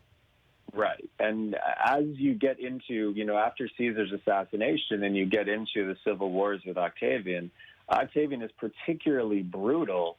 Octavian and Mark Antony and Lepidus, the three people who are leading the attack on the last bastions of republicanism, they are particularly brutal in eliminating the people who oppose them. Right. Hunting them down, killing them. In the case of Cicero, nailing his head and his hands to the place where public speeches were given. Right. It was violence for the sake of inciting terror. To what extent? I was invited to have a private audience with Pope John Paul II in 1999, as I recall. And Louise and I went over to Castle Gandolfo, and it was a whole all-day kind of ceremony thing. The heads of state from around the world were there. It was fascinating. And as I'm sitting about 60 feet from the Pope, we're listening to this little concert, and with the head of the German Bundestag was sitting next to me and all this. And I'm looking at the palace guard, the Swiss guard, and all the pomp and ceremony. It struck, and the Pope was sitting in this giant golden throne, and behind him, just at the edge of the building, and then there was this maybe 12-foot tall statue of St. Peter holding a book in one hand and the keys to the kingdom of God in the other hand. And it struck me, the Roman Empire never went away. It just reincarnated as the Catholic Church. Is there any accuracy to that insight or whatever it was that I had in that moment? I think that you're exactly right. The Roman Empire never went away.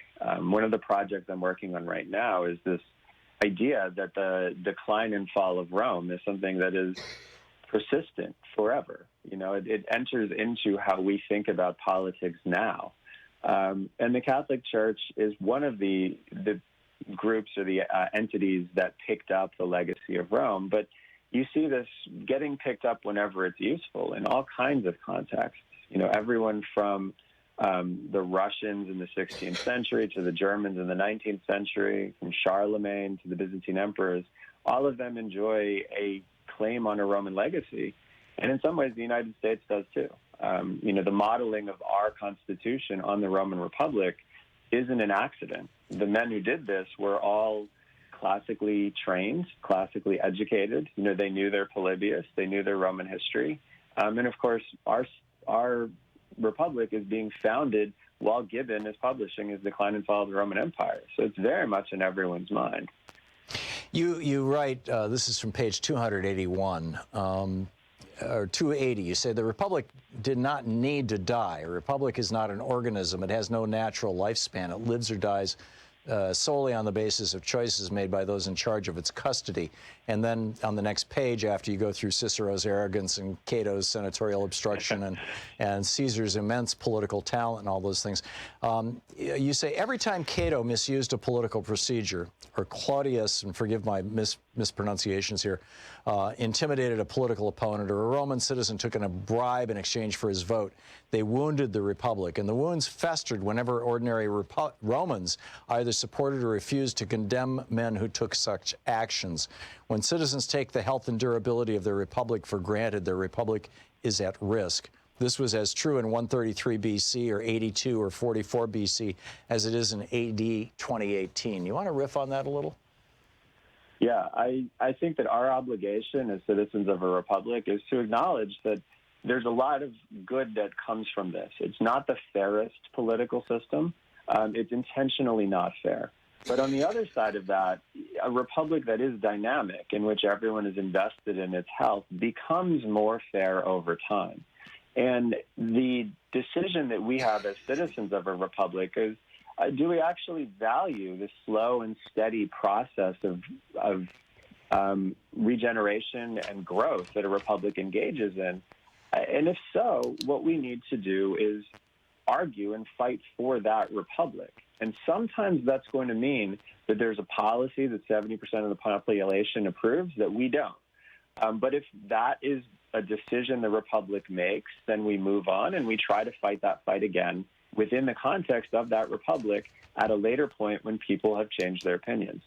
And if we can't do that, and if we do engage in threats, and we do engage in intimidation, and we do block the institutional apparatuses of this republic from doing what it's supposed to do, we damage it. And so, you know, our Constitution says Congress has an oversight responsibility. If that's blocked by a Republican president or a Democratic president, that's a problem. That damages the republic. And what we have not been doing recently is acknowledging that the republic needs to be protected. And if it's not protected, it won't be here forever. Something will replace it. Yeah. But I think... Go ahead. I think one other thing that's important to understand is a republic is very good at controlling and keeping together a big space with a lot of different interests. Yeah. And we are a big space with a lot of different interests. Well, let's dig into that as we continue talking with Edward J. Watts, the author of Mortal Republic, How Rome Fell into Tyranny. We'll be right back. You're listening to Thom Hartmann. Visit ThomHartmann.com for audio and video archives. The book is Mortal Republic, How Rome Fell into Tyranny. Our Conversations with Great Minds author, Edward J. Watts.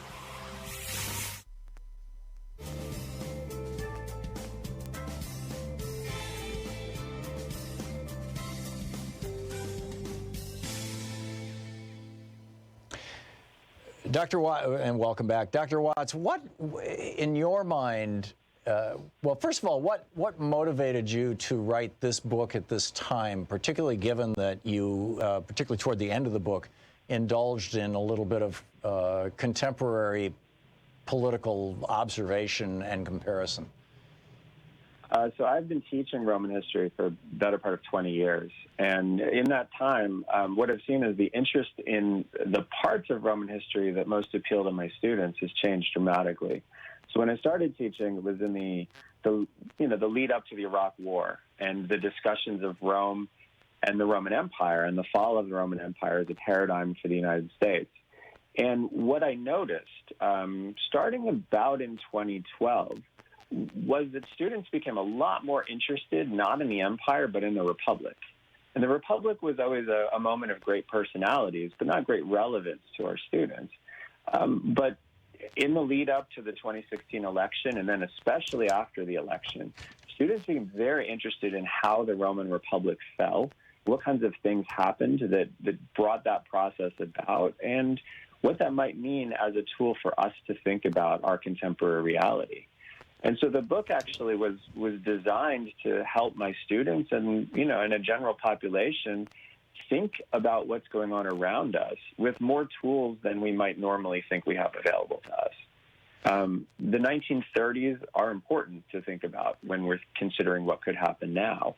But what's also important is looking at a republic that's old and lasts a long time and takes a long time to degenerate. And so I think Rome has some things that will be useful for us to keep in mind as we consider what's going on in the world around us.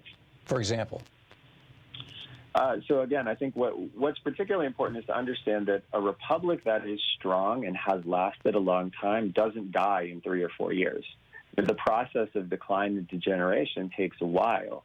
And so when we turn to what's going on in the U.S. and we say, well, this started in 2016 or it started in 2012, I think what we miss is a similar spurt of things happened in the 90s. And the process of mistrust and the unwillingness to compromise and this idea that any kind of consensus building was a sellout or a failure to actually govern as you ought to. This was something that we saw, throughout the Clinton years. But it's also, of course, something we saw in the 60s. And so the question we have to ask is, what kind of process are we actually in? Is this a 100-year-long process and we're somewhere in the middle of it? Is it a process that begins just now? Is it something that goes back to the 90s? But once we understand that we have to think with more historical paradigms than just what happened in the Weimar Republic and then, say, the Spanish Republic in the 1930s, I think we can begin to realize that we don't exactly know what's going on in the United States. We don't exactly know what the ailment is that is afflicting our republic. And because of that, we have to pay more attention to it than we might otherwise. I think the biggest danger that we have if we're using models from the 1930s is that if the Trump presidency ends and the republic is still here, we might assume everything is fine. And I don't think everything is fine. Yeah, well, in fact, it will have been damaged, and we're moving down that road toward the collapse of the republic. Is that the point you're making? Yeah, and we need to be very vigilant, even if it looks like the threat is past. Yeah, remarkable stuff. We'll be right back. Edward J. Watts, the author of Mortal Republic, How Rome Fell into Tyranny. Stick around, we'll be right back.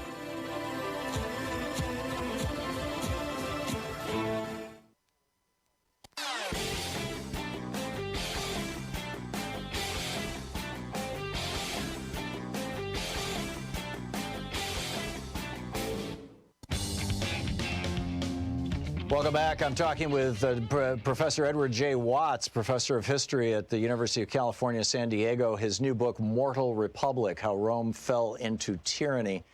Dr. Watts, we were just talking about how empires don't collapse overnight, and, Donald Trump all by himself, in all probability, isn't going to destroy the republic.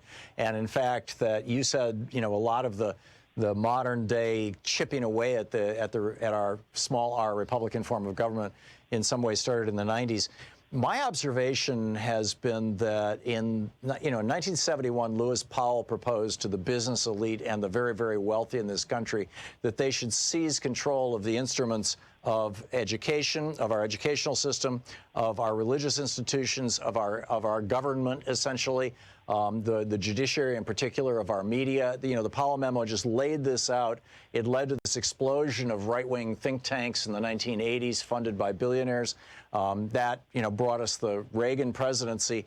And by the time Clinton came along, you had so many so many Republican politicians who were literally at that point in time wholly owned subsidiaries of a handful of right-wing billionaires who we can name off the top of our heads, and living in fear of them. And then this got amplified again when those same billionaires funded the Tea Party during the Obama presidency.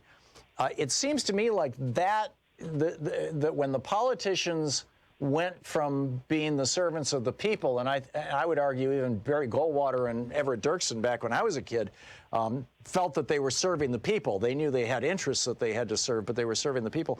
When that shifts from serving the people or serving the republic to serving individual billionaires because they have the ability to destroy you with a primary challenger or to withhold funds, isn't that couldn't that be the pivot point, the turning point when the American Republic really started to disintegrate? And arguably all of that follows on from the 1976 Buckley versus Vallejo Supreme Court decision, where for literally the first time in the history of our republic, the Supreme Court said that a rich person owning a politician is protected by the First Amendment under its free speech provisions?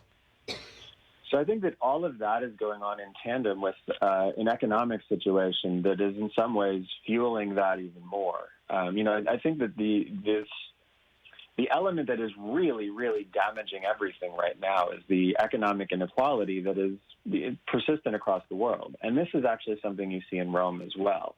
The Roman elections were never particularly free of corruption, but the real problems start when a certain group of people start accumulating extremely large concentrations of wealth. And this happens in Rome much like it did here, with a financial revolution that allows people with access to finance to grow their incomes and grow their wealth much faster than anybody else.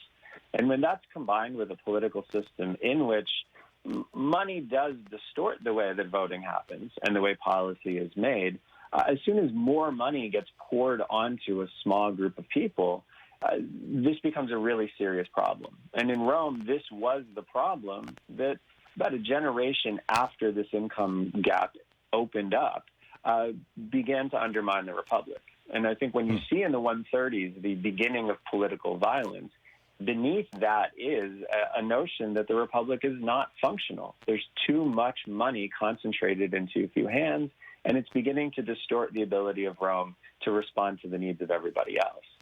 And so I think you've put your finger on the structural elements that amplify some of the economic problems, and both of those combine to make it very difficult for a republic to function as it should. We have just a minute and a half until we run out of show here, Dr. Watts. To what extent is empire defined by military expansion, and to what extent did the military expansion of Rome, much like the United States now, we have our military budget is larger than the next 6 nations combined. Right. To what extent is military expansion problematic for a republic? So I think what's interesting in both Rome and the United States is there's a period of expansion that results in expansion of citizenship and expansion of franchise. So when the United States expanded across the continent, eventually what you saw is those areas into which the United States expanded became states, and the people in those areas got the right to vote and became citizens of the United States. And then it stopped. Right, the expansion into Puerto Rico did not lead to Puerto Rico becoming a state. And then the military presence after World War II and so many other places has not resulted in any kind of actual integration of those places in a way that has a meaningful effect on the policies the U.S. makes. And in Rome, what you see is something similar. The expansion in Italy did lead to integration, citizenship, and the voting rights to most of the people in Italy. But at a certain point, that stopped. Remarkable. And that was the beginning of the end? Well, that was the development of an imperial structure where not everybody was equal and not everybody had an equal voice.